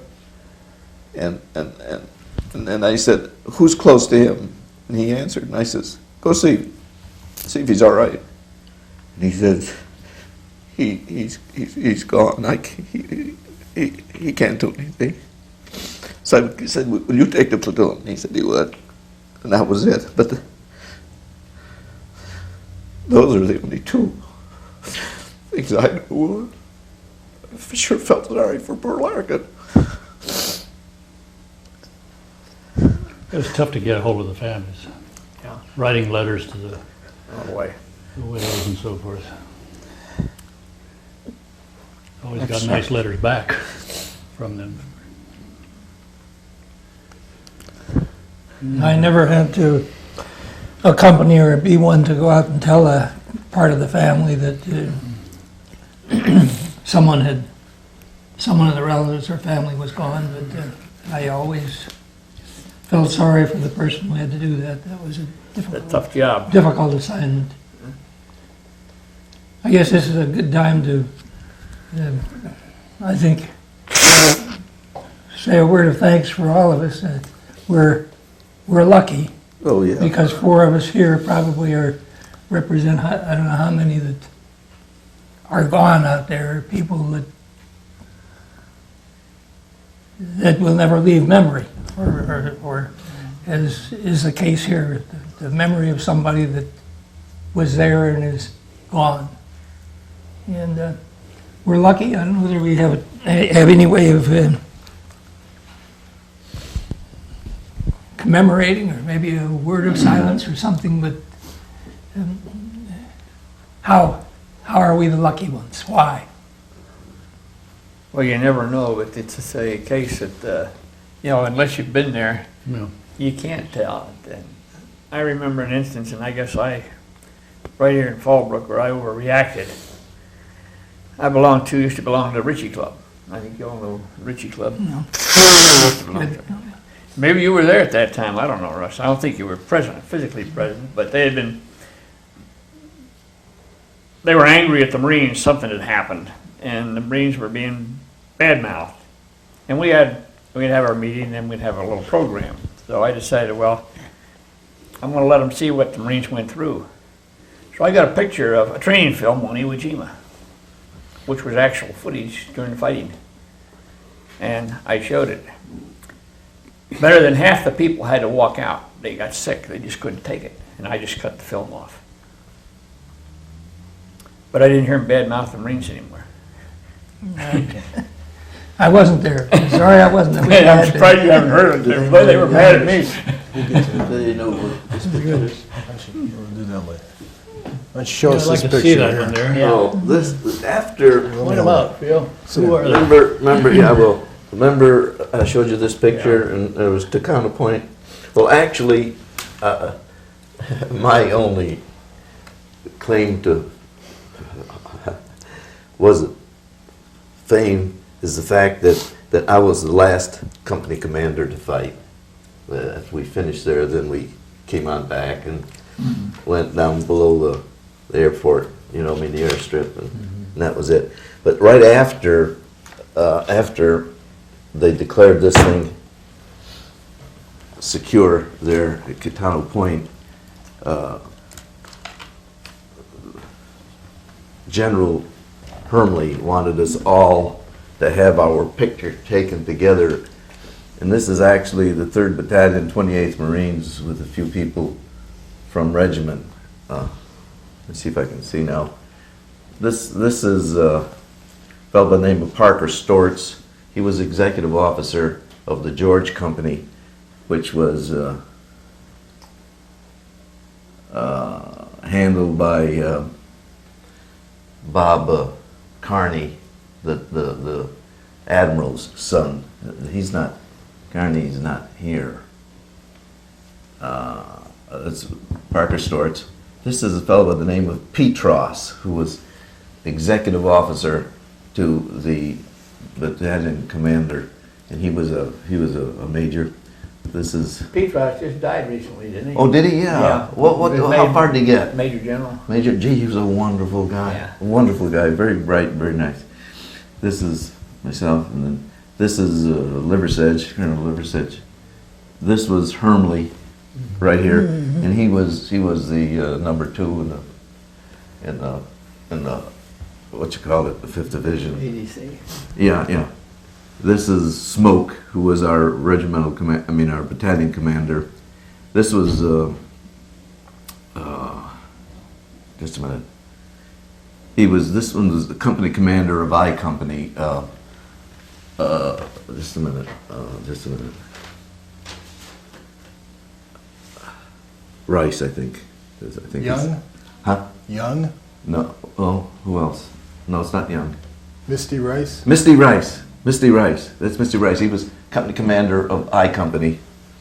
And this is Captain Spangler, who was our 2 officer. 3 officer in battalion 3 officer. There you are. What does that mean? You mentioned Bob Carney. Yeah. I'm trying to ring the bell on him. I went through ROTC with him, and we went through our parachute training together down Yeah.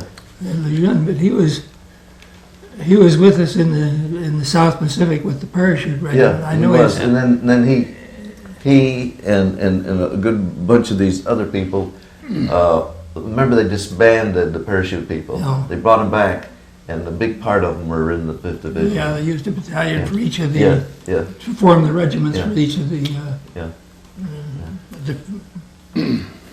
Now, where was this photograph taken? Well, this was taken, all right. This is, what you call it, point. Tano Point? Yeah, Gitano Point, you see. And back right up here, near all of this stuff, you see, there's a big high spot, a big high spot. And so we climbed up to that high spot, and they took these pictures. was that the end of March then? Yeah, this was, as a matter of fact, I'll tell you what it was the very last day that we fought after we secured the island. We had that picture, and then we came back, and we headed back to right here, down on the southwest side of the airstrip number 1. You see what I mean? And we were right practically on the water line. And between us, though, and the strip was the tent camp of all of the flyboys. Now, some of them, a good many of them, I guess, came down in their B-29s, and they were there until they finished fixing their B-29 so they could take off. And then other people were there to help run the facility and that sort of thing. And these people, these Japanese, had the whole thing planned. You see, the whole thing was networked with caves, and they were down below, and they could go from here all the way up to here, going in through this network. And they broke out, couldn't they? Well, we used to hear the noise at night, and we thought they were driving trucks underneath us. That was the word that got around originally. Well, boy, it's amazing how they got away with it. But anyway, they broke out, and they had almost every one of them had a saber, and they slashed open the tents, and they killed a whole host of Americans. And as I said, we all, the fellows who went down there in my outfit, were sound asleep, and of our whole battalion, as a matter of fact, were sound asleep. And we didn't know anything about it until just before we were ready to leave, and people were telling us, "Didn't you hear about this? Did you hear about that?" That's what I heard, yeah. And then they put us on, I think it was the President Adams was the vessel that took us away. And you know what happened, don't you? No, that was, never mind, forget that. So we went back to Hawaii then. Yeah, we came back by Okinawa on Easter Sunday. Oh, you did? Yeah. I put so much out of that without sitting down doing a reading or reviewing. Most of it is gone. While we have this board out, why don't you show us and tell us some of these smaller photographs around the Well, side? I'll tell you what they are. I told you I was a transport quartermaster. That's the fellow who loads a ship. And all of these pictures are me working with people who worked for me as a transport quartermaster. And I don't know how much you know about it, but what a transport quartermaster does is he takes over the ship, and the captain just has his people making sure you're not doing anything crazy. He takes over the ship, loads it according to certain plans, and he has to load it in such a way so that the last thing that's going on is going to be the first thing that goes off, you see? And that's how we got so mixed up when we were offloading. A lot of stuff they needed, and they couldn't have because we couldn't get it ashore. So that's it.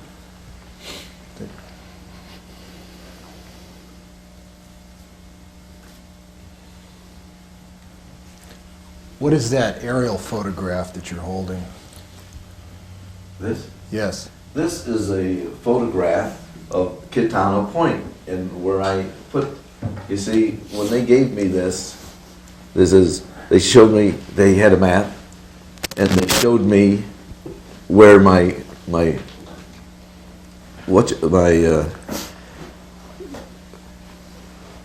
area was going to be. See, right here. See? And I started right about at the top of those lines and came and fought down to the water. I didn't know that they were jumping off of the off Yeah, some into the committed water. suicide. They did. I didn't know that. Now, these were your actual battle orders. Yeah. And it says here, this is an oblique photo taken at 1600 hours on 21 March 1945 from an altitude of 2,200 feet.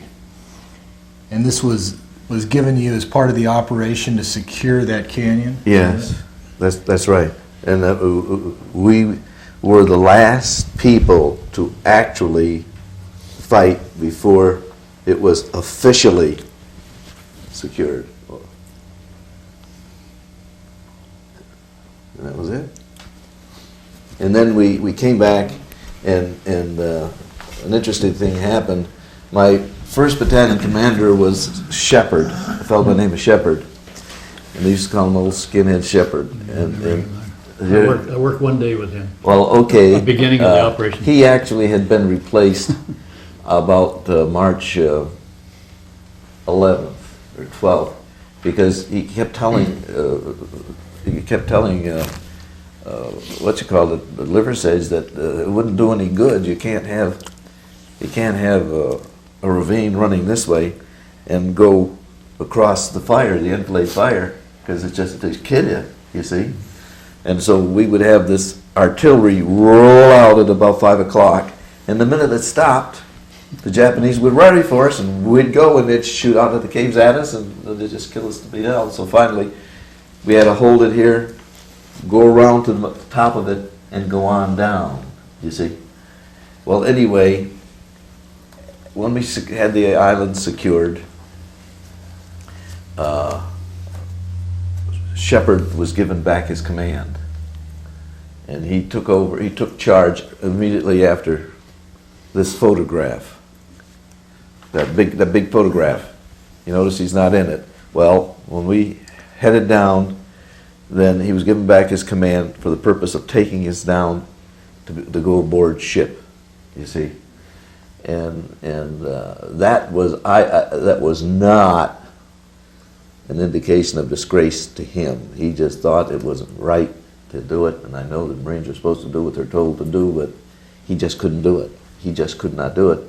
And when Smoke took over and says, all right, we're going to go, we lost a whole bunch of people. We lost a whole bunch of people, 2 or 3 days, and finally we had to stop and do it a different way. And so anyway, that's the way it was. Any memories of the voyage home, or was the home back to Hawaii? Home was back to Hawaii. Oh, I remember Back to Hawaii for me. we'd meet in for bronze stars, silver stars, sitting there, who's going to get what, more of a political thing. Yeah, it sure was. And, they're just, in other words, you give me one, I'll give you one, that kind of stuff. Yeah. Then I came back, and we were just off Okinawa, Easter Sunday, that was April 3rd, 1945. Got to Pearl Harbor on the 13th, I think, of April, and pulled up along the dock there in a little skiff, and the guy says, Truman's president, Roosevelt, had just died. I think that was the 13th of April, 45. That's all I remember of the return. Well, I was on a board ship coming back to my island, Camawella, when we heard that. Well, I'd lost 35 pounds. Hadn't eaten, all by myself, looking for a piece of candy or something laying on a trail to eat. And I'd lost 35 pounds, so I made up my mind I was going to eat before I got back to why? Pearl Harbor. And I ate so much I got sick, When you stop to think about it, how you were alone all that time, you're just lucky you didn't look like a Japanese. Yeah. Well, I was with Marines here, Yeah, but I was alone on my own Yeah. to do whatever I wanted to do. For how much of the time? Oh, all the time. The whole time? Yeah, except for 4 days. I went up after this happened. I went up for 5 days, came back to battalion headquarters. There was a culvert, and I went into this culvert and said, I felt kind of sleepy. I woke up, I thought I'd been asleep for a week. It had only been 2 hours. This is time to go back to front lines again, so I took off, and that was it. From then on, I was with the 27th and the 26th Marines. What kind of food did they have for the troops? Well, all I ever had was pork and egg yolks and sulfur warming it up. And the big deal was if you ever find, gosh, there was hot dogs and beans in a can. Sea rations. Yeah, some kind of Yeah. Gee, eggs? I never heard of eggs. pork yolk and egg. Pork and egg yolks. Ham rations. Wasn't very, anything tasted pretty good. I think everybody was pretty thin coming off the island. Yeah. It was good to get aboard ship. Food You know, was one good. thing I'll have to say, when I went aboard ship, I got in a spot that had about eight officers sleeping in it, and I was on the bottom, and I fell asleep, and I didn't wake up probably for 24 or 36 hours. Mhm. And after that, then I had my exec officer running it, and we'd meet each other aboard ship walking, taking exercise and so on. And if we could have canned the feelings, the expressions that people exchanged and how they talked to each other, we'd never have people fighting each other. Did you notice that? Everyone just seemed to think, boy, thanks for what you did for me. Thanks for what you did for me. Well, my ship was full of wounded down below too in the hold. Yeah. All you had to do was go down there and Yeah. see how Yeah. you felt, how lucky you Yeah. were yourself. Yeah, sure. Well, I know I was angry when I got back, when you got to Maui, then I went over to Oahu again and back to the 10th Ammunition Company. And I hated that. I wanted to stay with the division. Boy, they didn't let me. Yeah. And then actually when the war was over, then I got sent back to Maui with the 18th Service Battalion. And that's when they were trying to bring the 4th Division back so fast. Yeah. Cates still had the division. I remember. And they made me a supply officer. I'd never been a supply officer before. And they hadn't gone back into formal accountability, but they were sure pointing in that direction at that time. And they started shipping all the ordnance equipment down, and they start opening up the boxes to check them out. And you know, you'd have say a box of BARs and open it up and find a couple of broken bayonets and steel helmets in there. And ordnance officer, I forget his name now, the 4th Division, we went round and round and round. Case got into it, and I really got my butt chewed out, believe me. Cates, Quick Cates was quite a guy. Speaking of General Hermley, he finally moved to La Mesa. Do you know whatever happened to Massachusetts? Well, you know, he was lived in La Mesa. he was dean of the USD Law School. Did you know that? No, but he Yeah. went down there and started growing avocados too. Yeah, yeah. But he was the dean of the law school at the University of San Diego. He'd wander around up on the front lines without a helmet, with just a carbine, and he had an aid by him. You know, and everyone thought he was crazy. Well, He's not supposed to have been up there. I That's for other people. I didn't see him with an aid, and I didn't see him with a carbine. He just had his hands in his pockets. Showed up. Yeah. I don't know, when it was all over, I think there was a relaxation aboard ships, as was suggested, where you were comfortable at the same time. You had that feeling that it was done, and that you could sort of sit back and think a little bit about what took place. And it was not a tense period. Going over was all tense, all expectation. Right, yeah. Coming back, you let everything out, so to speak. The comments were about what had happened, how it had happened. Talked about some of the people who were gone, some of the people who you were going to write up for citations, and just feeling that it's over. Yeah. And how grateful you are, and what was ahead couldn't be other than good. You're looking forward to getting back. I know that I have the picture of Catano Point hanging in my office, and Oh, yeah. I look at it almost every day.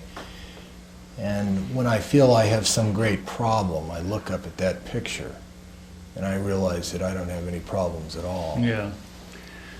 know, Do any of you have any memories that you'd care to share about how the battle changed you for the better and lessons that you brought through life having served there?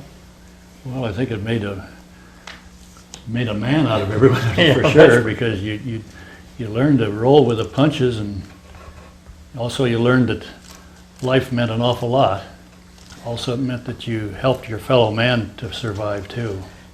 I think you had the feeling that to have survived, to have come through that, you reached a point of I would say, I don't know whether you want to call it numbness, but you knew that you couldn't let it get to you. You had to somehow or other go on and do what you had to do without really thinking about it, because there was no place for you to begin feeling sorry for yourself or to worry about the details, because it was there and you did what you had to do. And it was only when it was all over that you could finally let go. But I think anybody in combat reached that point where people dying beside you or being blown up or whatever it was, you couldn't let get to you. Otherwise I don't think would have survived. I think you arrived at that point where those things couldn't bother you. You had to go along and keep going. And I think once it was all over, then I think more than any other time we reached that point where you could. You know, I'd like to add just a little something to that. Not only could you not let go, but you would appreciate the fact that that fella who just had to go around the corner to do something, not knowing what was there, put his life on the line right then and there, and 5 minutes after he was told to go around that corner, he was dead. You couldn't help but be thankful and appreciative of what he did for you. And you didn't feel sorry for yourself, because he did it for him and you and everybody else. You had to do it too. And you were very appreciative of the fact that everybody was so willing to put up their lives. I thought that was just it. It was just great. Well, I noticed that, and I noticed that, you take the big rough and tumble football player sometimes. He didn't have to be big. Some of the bravest guys were the little tiny guys in boot camp or over here at Pendleton. Were the real heroes. Some of them, they really put their life out on the limb there. Yeah. Well, you certainly had an appreciation for people. Yeah, right. And there was a closeness, that camaraderie that developed that I don't think anyone that hasn't been through it will ever know it. That's right. That's right. And well, I think that's what the Marine Corps is all about. Yeah. There's no one else like it. There's nothing else like it. well, I tell you, I think that's one of the reasons why the corpsmen were so great, because they had Marine Corps training those corpsmen were, along with their medical training. No, they were wonderful. And they were wonderful. You couldn't ask for They anything. were just those corpsmen were wonderful. Well, Mr. Whipple, why don't you tell us what you did after Iwo Jima? And I think the first break I got, I took 5 days leave and went over to the Moana Hotel in Waikiki and took a deep breath and let the rest of the world go by. And then little by little, I think I sort of put myself together and the world together, but it was a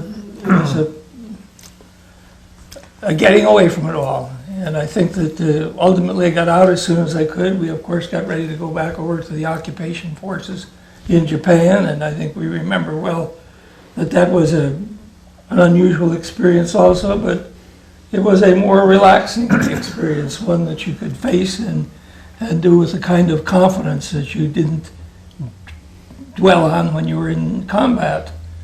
But I got out as soon as I could. I wasn't in Japan too long, I think only 2 or 3 weeks, and I got my points up where I could come back to the States, and I got out as soon as I could. And was out for not quite 2 years, and I had a job open up in Boston for a informational services officer, and I'd been trained somewhat in that, then ended up going back into the service after not quite 2 years. So I put in 22 years, but it was a great experience being back in. It was very different. got almost 5 years on what they call the CAD program, continuous active duty, year by year, just doing a job in the Marine Corps Reserve and recruiting district. And worked off a master's degree in public relations and thought I'd get back out, but the Korean War came along. I couldn't get out. So by the time the Korean War was over, I decided, well, I'll put in for a regular commission, and did that and was accepted and went back in as a captain, got a promotion later to a major, and I retired as a major. So it was the line of least resistance in a way for me. I took what came and what I had to do and sort of moved on. And of course I end up here now in fall with you guys, and I'm delighted to be here with you today. And I hope that maybe we have a chance to get together on something other than Iwo Jima, because it's one thing I've sort of buried. And I have not participated in reunions or gone to any of the military get-togethers, with the exception of one. And that was 2 years ago down in San Diego, when I attended the Marine Parachute Regiment reunion down there. And they have one every year. But I've never gone to one. But this was one I thought, well, they're there, I'll go down. And I've never been to one since. And this was sort of a looking back at something I've sort of buried for many years, and I haven't thought much about it. I've tried to keep it out of my system because they're not things you dwell on. I mean, they're things you get away from, for me anyway. And but it was, I wouldn't say refreshing, but it's something that maybe we need to come back to on occasion and reflect a little bit about and what it means. Mr. Tanner? Well, after Iwo, we came back to Hawaii. Almost immediately, we started training for Operation Olympic, the main landing on Kyushu. And so we were training for that for all along up till the time of finally I'd loaded ship in Hilo to get ready to go. And that night I took my radio operator up on the saddle, or the lava beds up between Mauna Loa and Mauna Kea. To check out the radio. And we picked it up, and the bomb had been dropped in Hiroshima. And they said that we wouldn't know, no one could go in there for at least 4 or 5 years because of radiation. Well, of course, it turned out to be. So almost immediately then, the ship was loaded, orders were scurried around in a hurry, and so instead of going for a military landing, we went for an occupational landing and went into Sasebo. I think that's where you went. Oh yeah, that's where I landed. And I was in Sasebo for a while, and then we went down to Isahaya, which was a kamikaze air base where they made all the coverings for the wings of the kamikaze airplanes. And I was in there, and I was in Nagasaki for a while. And then I became executive officer of 2nd Battalion, 2nd Marine Division, because all my people came home on points. I didn't have points. I was a regular officer, professional. And they said, well, now we're going to China for 4 years. I said, not me. I couldn't get out. You couldn't resign your commission. There was no such a thing as resigning. And my senior officers didn't want me to get out. So every time an order went into, they'd kick it back at Pearl Harbor, because he had the adjutant make a little mistake and the orders got kicked back. So finally, about the 3rd time, I said, I want to get out. I had to separate from the service. No reserve, no nothing, just entirely separate.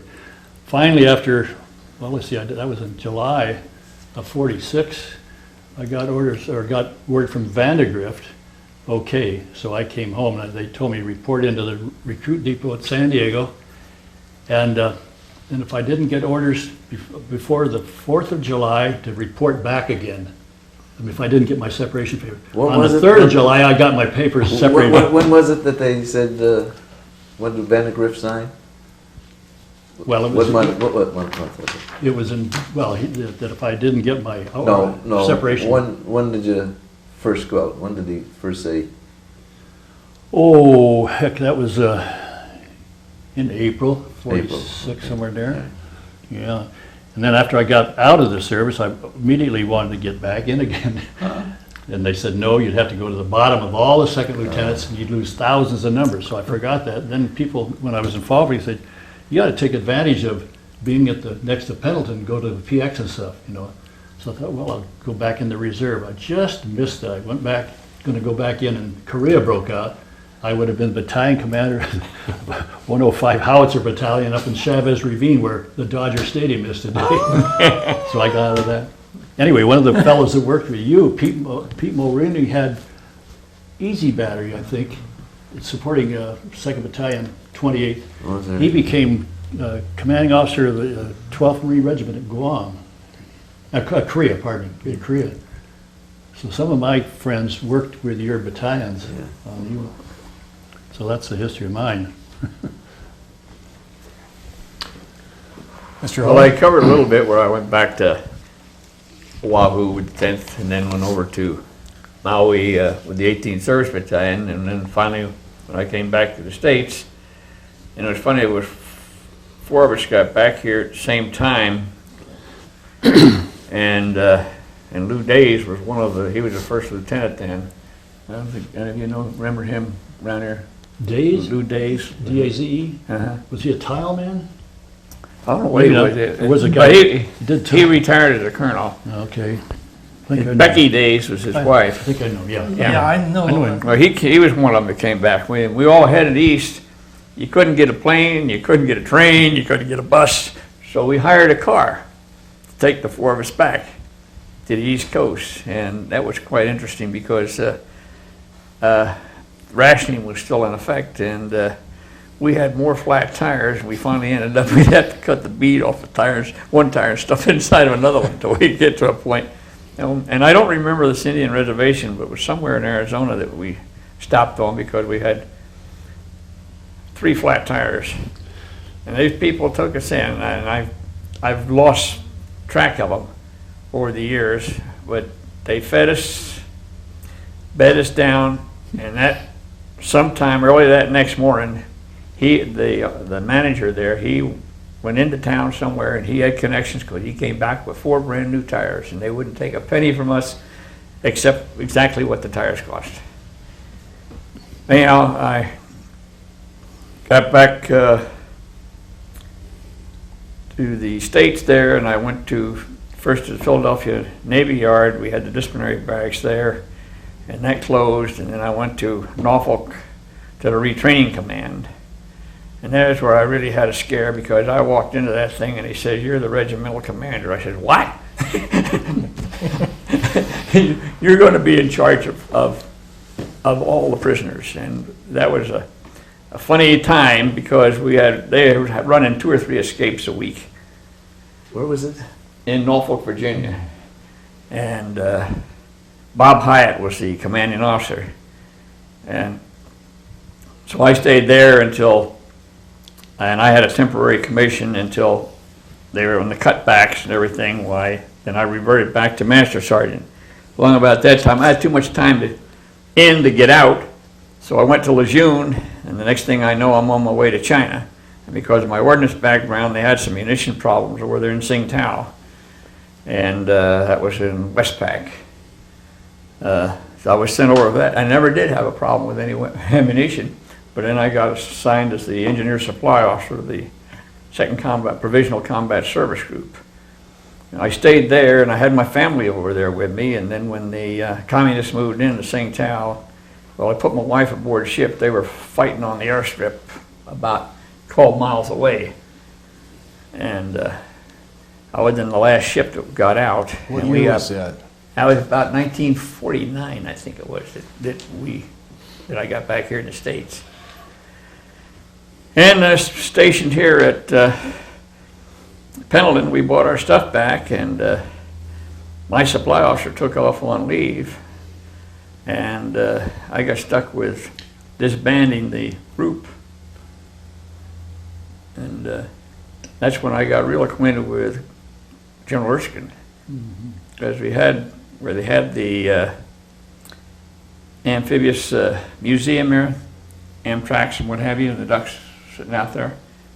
That's where I had all the gear packed that we bought back from China, and we were trying to turn them into the depot. And Erskine wanted that stuff turned in right now. And they couldn't take it as fast as I could give it to them. And I got called up there, and I got lit on. And then I defended myself, and Next thing I know, they got called in. But anyhow, the material got out. And let's see, where did I go from then? Oh, then I went to Special Weapons Battalion, which I mentioned before. And when Korea broke out, why Special Weapons Battalion was disbanded, and I was sent over to set up the supply for the 1st Marines. And it was just 2 officers, and that was Chesty Puller and Bill Voorhees at that time. And when that was finished, why I got sent up to the division, and then of course along came Korea. And I went to Korea up through the reservoir, and shortly after that, well, my son got hurt, and I got sent back to the States. And then I got commissioned, and then when, where did I go with that? Well, yeah, then I got sent to Japan, 1st Division, over there, or 3rd Division, the occupation. Not the occupation there, but we were sitting there, and then we went on down and moved down to Okinawa. And I came back, and my 20 years were in, and I decided to retire, which I did. And I went to work for the Marine Corps in Philadelphia at the supply depot. I had the engineers supply there. And I worked for them for a few years, and then I transferred to the Defense Supply Agency. And I set up the distribution system for the Defense Supply Agency. If you don't know what that is, that they took over control of all the common items for all the services, and they were responsible for, and we had the construction items, engineer type items, but that was a misnomer. And I think there I helped the Marine Corps more during Vietnam than if I'd been in the Marine Corps, because I was able to get items that they needed very desperately in a hurry. And I started there in supply. I ended up the Deputy Director of Procurement. And then I retired from there in '74 and been out here ever since. Hey, Judge Lopardo, what did you do after Iwo Jima? well, first thing we did is get some time off, and we all headed for the same place that he did, the Moana over there for about a couple of weeks, and I ran into a fellow by the name of Jimmy McPoland. Did you know Jimmy? Well, while I was going down this way, he was up on top of the hill going that way. He was a 2nd lieutenant, just turned 1st. I was a senior 1st, supposedly ready for for captain. And he stopped me, and he said, "Did you get your commission?" I said, "What are you talking about?" He says, "Well, I understand that you're going to be spot raised to captain, and I'm going to be spot raised to captain for what we did when we went down." And I said, "Well, hey." So I went back, and my battalion commander, the guy that didn't want to go down to the water and made me go down to the water, put the kibosh on it. And his battalion commander was a fellow named Fegan, and he got his. No. Fegan, It was a colonel. He took Trotty's place. Oh, He got his appointment to captain, and I didn't get anything. So anyway, that's the first thing that happened. And so, well, anyhow, I did have my company, and that was great because it was a wonderful experience, and my people really thought I was pretty good. And I'll give you an example. We got our replacements in. We're getting ready now for the next operation, whatever it is. And these new guys were pretty salty. And I was kind of strict. And I was working them pretty hard.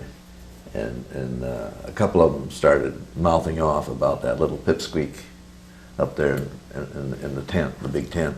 We were living in tents. And my people got a hold of him. And they got him on the corner. And he says, "Don't you talk badly about him. If you do, we'll just kill you." Of course, they wouldn't do that. But they didn't let any of them sound off and say anything bad about me, because we had that same common, having worked together, in combat, and they knew that whatever we had worked. it worked for them and it worked for me, and I felt just great. I figured, boy, I'm going to be company commander. I don't have to worry anymore. Well, guess what happened? A guy by the name of Ty, a nice guy, a major of all things, was transferred to our battalion, and guess what he got? He got my company. Because I'm only a senior first lieutenant, and he gets my company. Well, anyway, so they made me assistant operations officer. Well, there's no such thing on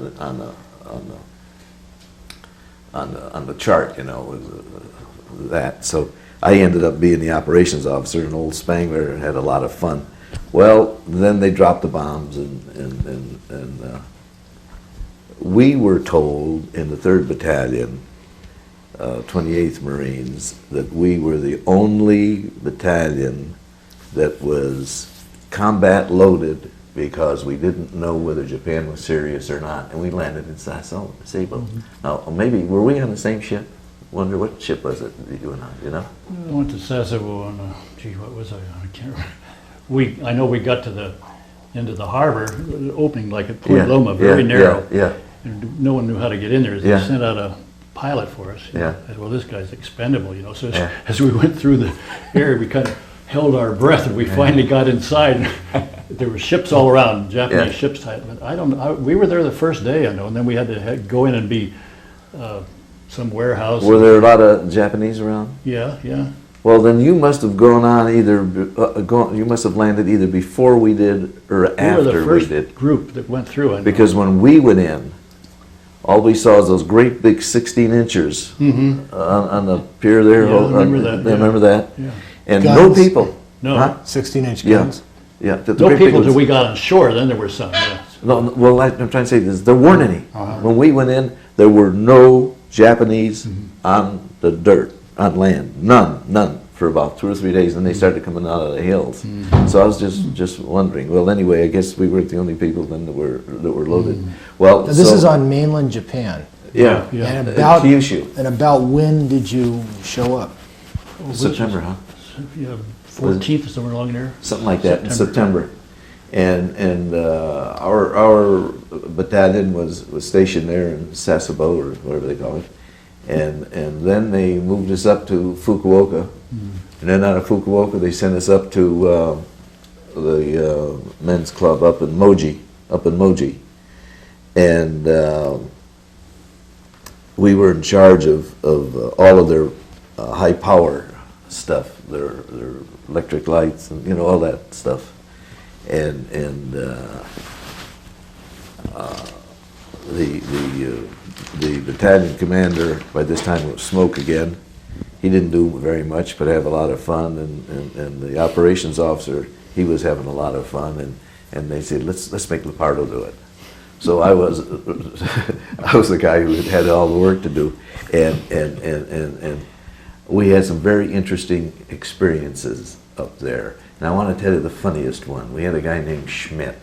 He was in the comm section, and those guys used to go out and go to the whorehouses, see. And all at once, there's a big hoorah outside, and I'm the operations officer, and nobody else is there. I want to know what was the matter. There was a bunch of prostitutes, and they had this one girl with her, and she started talking, and the translator says, "There's a man who came to see her last night from here, and he stole her kimono." Well, I was about to kick her ass out, and guess what? But the battalion commander, Smoke, shows up. He said, "What's this all about?" So I told him. And I said, "I think I will just kick their ass out to hell with them." I said, "I don't see any reason why we ought to believe them at this stage of the game." He says, "Oh no, let's have some fun." So he made the whole headquarters group fall out. And he had these women walk up the ranks to see which one it was. And there were about 5 or 6 prostitutes, and they got to Schmidt. And she's, so, and she threw her arms around him, and she hugged him, and she wouldn't let go. Well, it turned out he didn't steal anything. She liked what she got from him to such an extent that she wanted to marry him and take him back to where she worked and support him. Honest to God, that's the whole truth. And you can imagine the kind of life that guy had to live after that. That's exactly what happened. Well, anyway, we'd been there for a while, and then we came back down, ready to go home, and we came back down, and we went down to Nagasaki to see where the second bomb was dropped and all that sort of stuff. And by the way, you went there, didn't you? Mm-hmm. Did you see right in the middle of the whole thing this one, what you call it? What the hell's it? You know? Chimney? Chimney. Yeah. Did you see that one? Yeah, and everything looked like an old erector set. Yeah. Everything. That's exact. Everything had been shoved off to the side. Everything. Even shadows Yeah. on the pavement, shadows of where a person had been. It turned to grease. You know. But that thing didn't go. No. I was wondering if I was the only one who saw that. No, I saw- Well, anyway, so then it was time. My points were enough. It was time to go home. We get aboard a ship, and guess what? We got that big typhoon. Oh God. Remember that? That remember big that. typhoon, Oh, and he was in the trough. Yeah, I was with Bertelli in that typhoon. Well, On the way home. Was it the President Adams? Well, I was on the head of the mine layers Oh, in all the Pacific, and I Oh. woke up one morning, went out on deck, and I looked out. I said, "That looks familiar." Or it was Suribachi. This guy, this admiral, had wanted to see Iwo Jima, so he'd gone about 800 miles out of there just to circle the island. And by that time, the army or whoever had shaved a lot off of the top of Suribachi. It was down about, took 100 feet or more off the top, and it looked funny because they had radar up on it. yeah. Well, anyway, this guy, he's in the trough. Well, it went so far over that he was shipping water on each side. And not only that, but those big reefers that they have in the wardrobes, they're strapped on with metal. Yeah. It went, just came right off. And finally, someone got to him, and he went straight into it instead of. I'll never forget that trip back because Bertelli was a good Catholic, and I had another guy in there was kind of an atheist and was with us. So between the two, and that was the time that Lloyd Douglas had the robe. Yeah, the I book remember that. And they argued about religion. But Bert and I didn't have any troops, but during that typhoon, everything had to be secured to the bulkhead, Yeah. And all you could get to eat was maybe a sandwich or a glass of water because no cooking. That's But right. I tell you, I thought we were going to go over several. Well, so did we, and I can't understand why the guy was in the trough as long as he was, but finally he headed up into the China Sea, and that was all right in comparison. Well, anyway, then we landed, and they got me out of there just as fast as they could, and by this time it was about I guess maybe the end of December, or something like that. And somehow I got stuck with the duty to unload the no, I still was called a transport quartermaster, see? And I'm over at Camp Pendleton, ready to be out, but we not permitted to leave the ship until the ship was unloaded, see? So we go out there, and there, down here in San Diego, were a whole bunch of men. They were the union. What's that union that was longshoremen? They had a whole big bunch of them there, and we were not going to be permitted to leave and go to Pendleton unless that ship was unloaded, because that skipper wanted to get the hell out and go someplace else, and the guy in charge, and it was a commander of the United States. He was in charge of these people, these civilians, and he says, it's going to take us 3 to 4 days to unload this thing. And I said, oh, that's crazy, we can unload that thing real fast. And he says, no, you can't. So I went up and I talked to the skipper, and he knew me because I had loaded the ship. And I told him what we had, and he says, you want to unload this ship? He says, you watch. So he gets in the commander, and he says, now why can't we unload the ship? He says, well, they belong to a union, and it's going to be so-and-so, and it's going to take so long, and it's going to be about 3.5 days. He says, I don't think so. He says, tell your people to sit down. He says to me, now, Lieutenant, can you unload this ship? I said, yes, sir. And I got my troops. I says, now, here's what the situation is. If they do it, it's going to take us 3.5 days. If we do it, we ought to be able to do it in less time than it took us to load to come here. We got started. And we started in the morning, and by evening we were finished. I had those booms going left and right like you can't see it, and Jesus, it was coming down, and we were all through. Bang! Before the end of the day, we were on our way into Camp Pendleton, and those those Union people didn't like us very much. Well, anyway, so when we got to Camp Pendleton, they washed me out very, very quick. It only took a matter of minutes. And I said, what the hell am I going to do now? I can't go to law school because it's too cold back there and there's a lot of snow.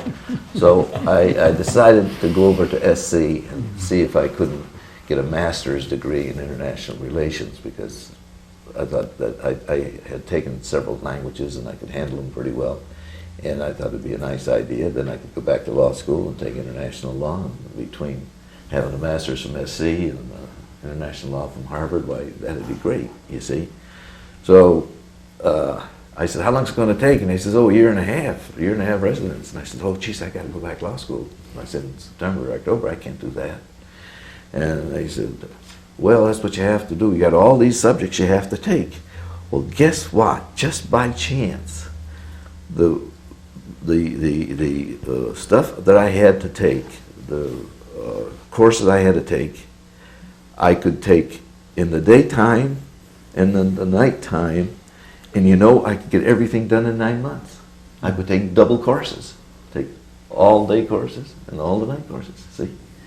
So I walked in, and there was this lady there, and I said, now I have to take all these courses, right? And she marked them up. I says, yep. She says, yep. And I said, how about this? Yep.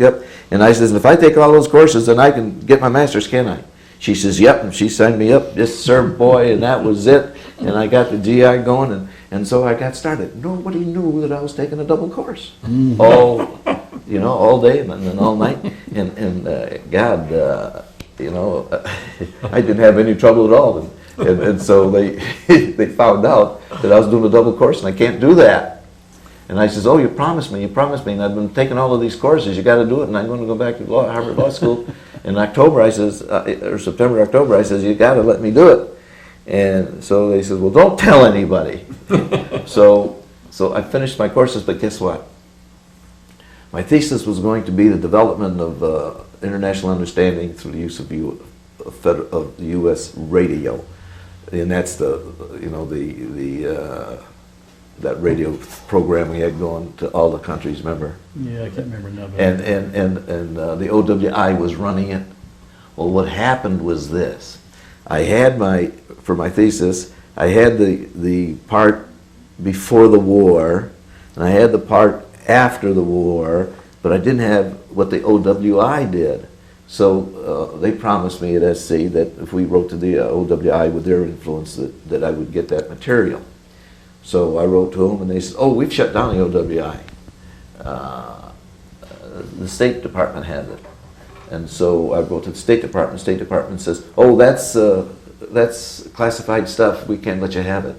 And I says, my God, how am I going to get my degree? I've worked hard, done all of this stuff. And I said, I got the beginning, and I got the end, and I don't have the middle, and now what am I going to do? It's too late to start another thesis because I got to go back and go to law school. And they said, gee, isn't that too bad?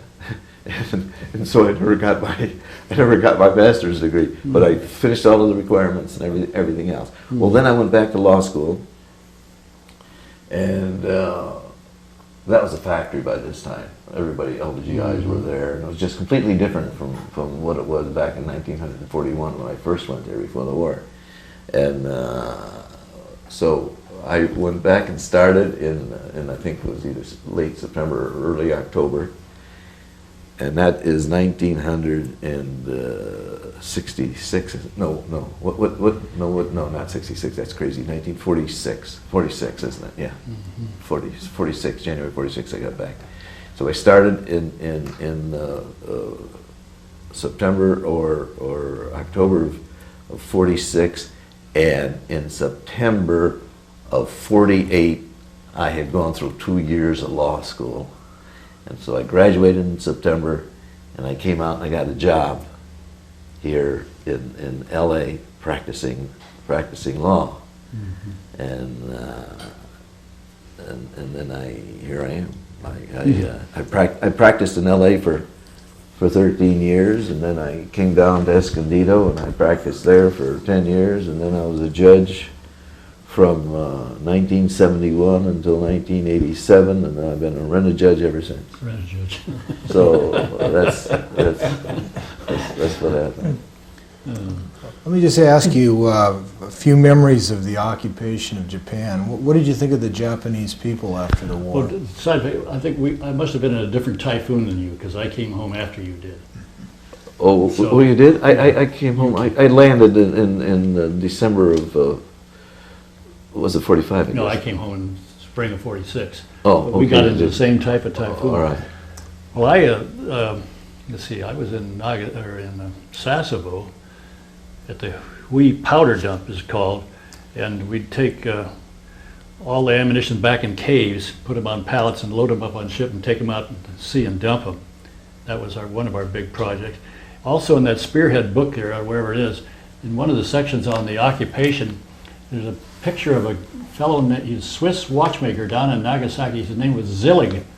And I was on a patrol way up in the hills outside of Sasebo one day, and I knocked on this door. We were supposed to go into anything but shrines. You couldn't take anything out of a shrine. But any place else, including schools, confiscate anything that had to do with warfare. Yeah. Pictures of battleships, guns, or anything like that. I went up this one place, and I knocked on the door, and this little Japanese lady comes up, and Hasso, and we go in the house, and here's this old fellow sitting on the floor, and his picture's in there. He'd been taken by the Japanese from Nagasaki and put in internment camp, So I reported to headquarters, and they went up and got him, and some other outfit got all the credit for it, but he's in there. Yeah. But from then one night up in then from Sasebo, I finally was transferred down to the 2nd Marine Division at a place called Isahaya, which was outside of Nagasaki, where they had all the coverings for the kamikaze airplane. And one of the first nights we were there, my CO was from the south, and on New Year's Eve he put the Confederate flag up. And boy, this little village went bananas because they thought it was a Russian flag, and they just, after the war, they were afraid Russia was going to take them over, So it was a hard time calming them all down.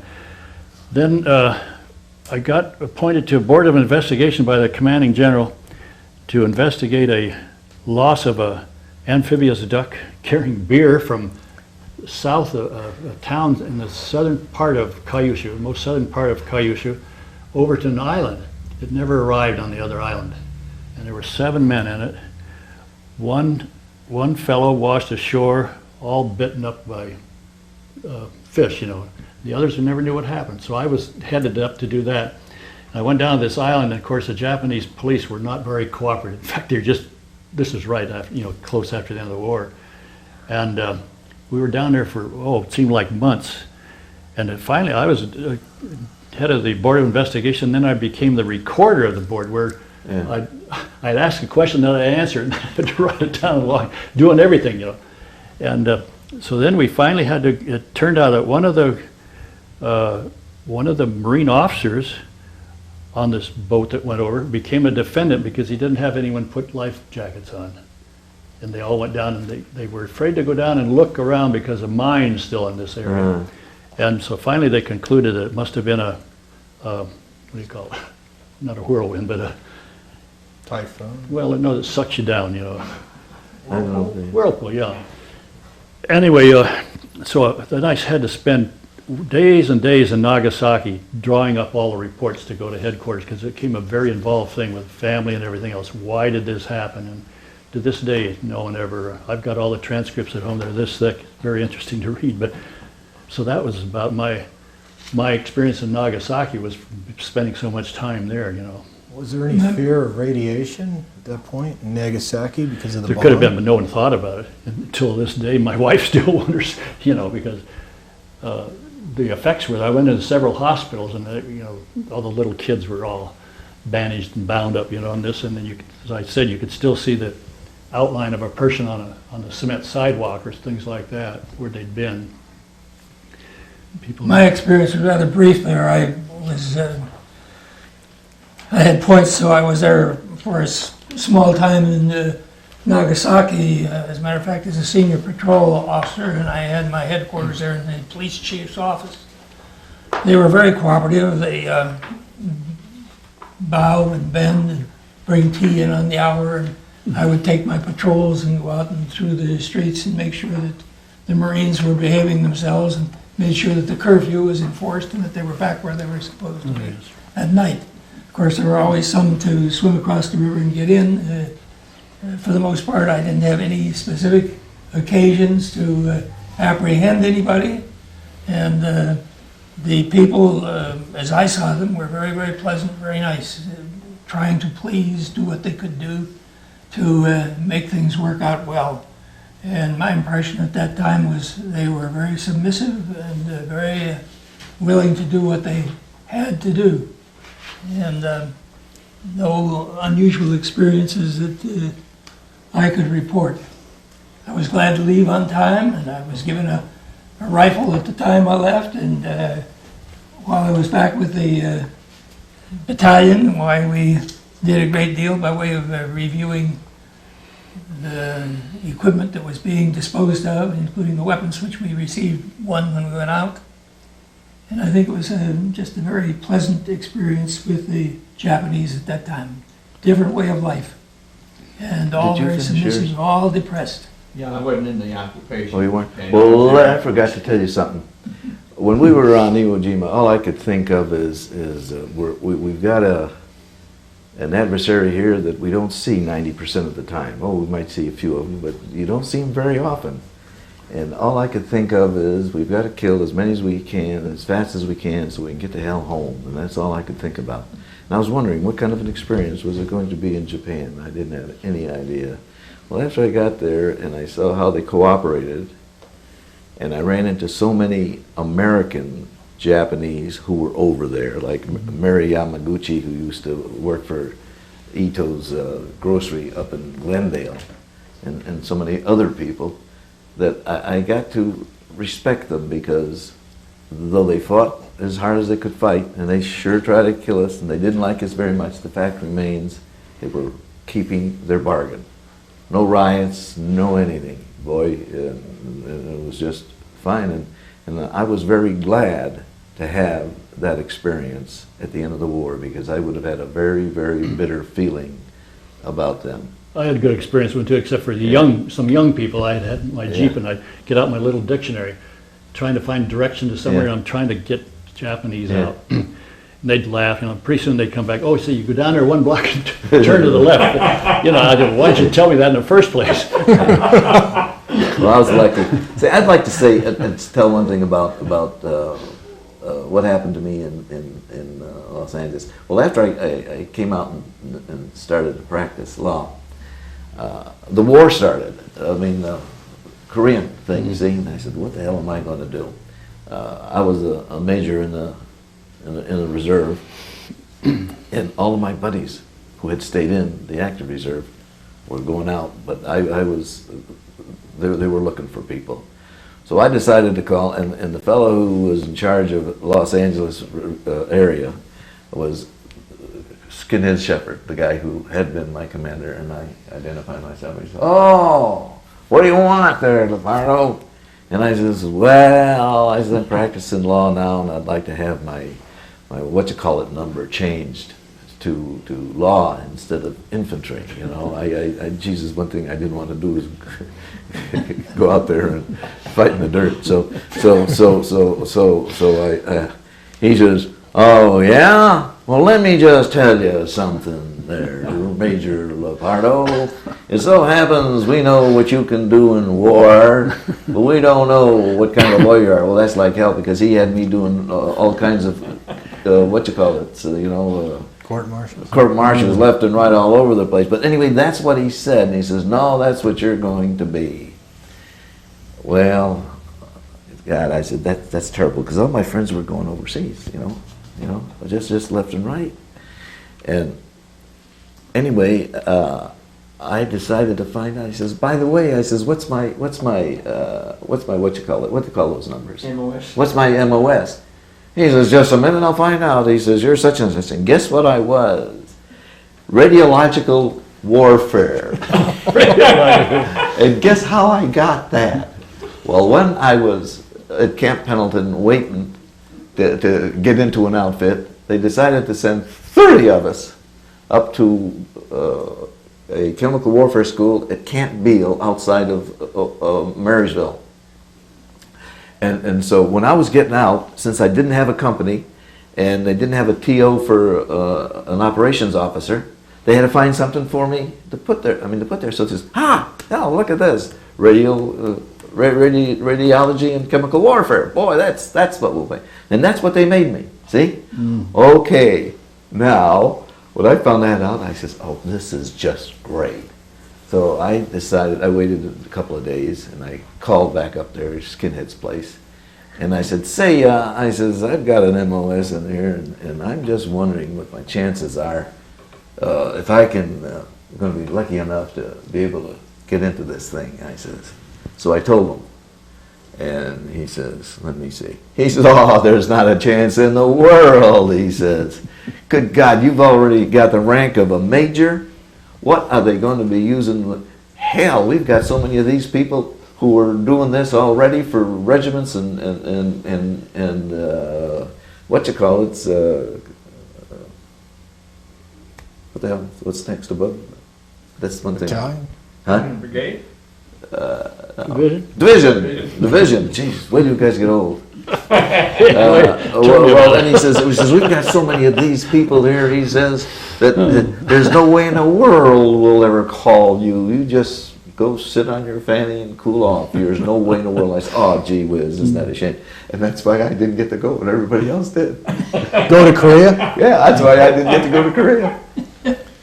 What was your time that you spent in Nagasaki when you were there?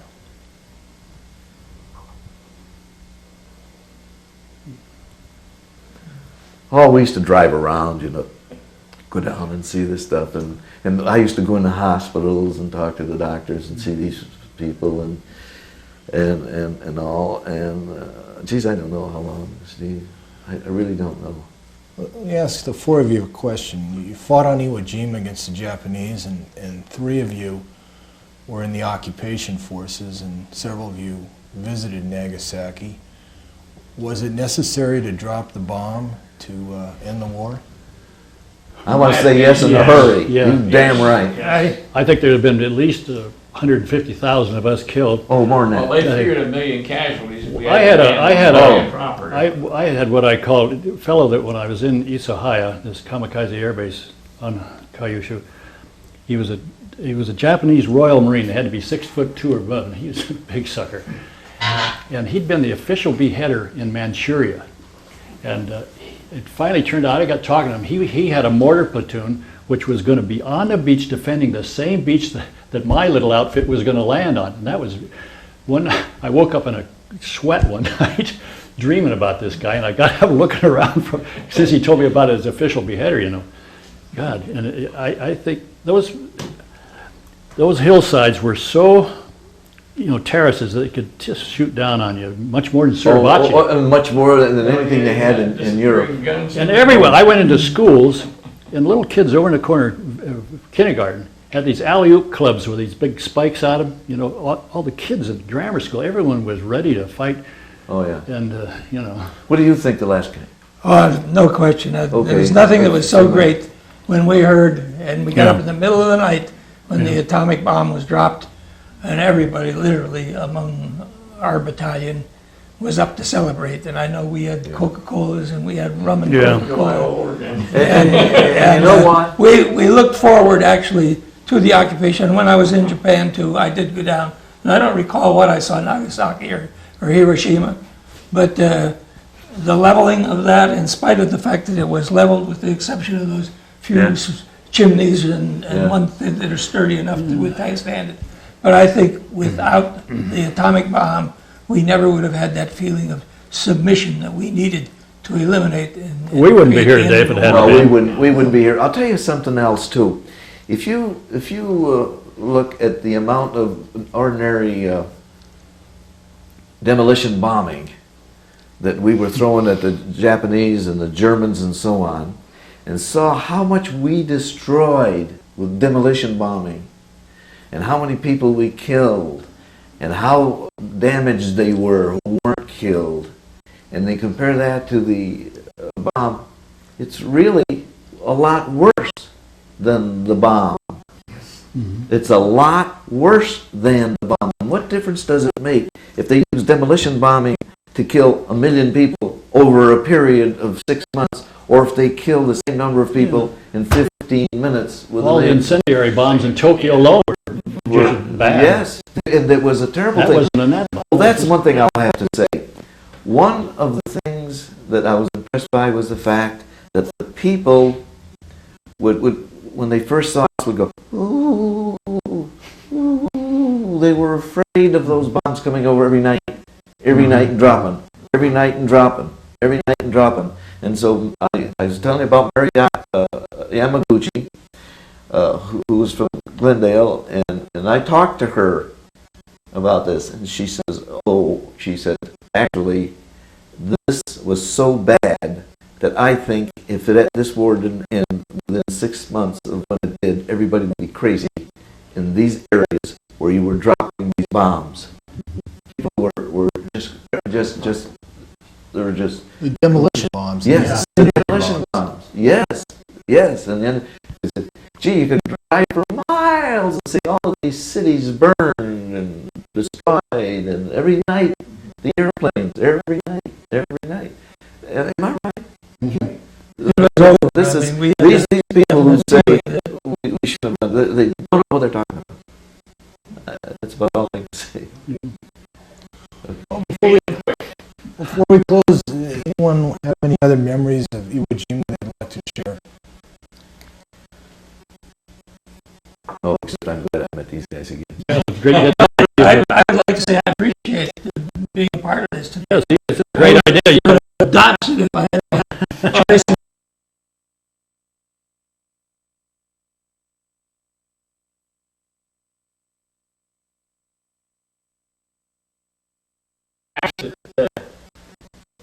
Crucial part of it is now pretty back, you know. And there's some of you remember coming back late, but look at the horror. You kind of push it back in mind. It's another funny thing that happened. I'll say one thing, I learned a lot. You people had different experiences.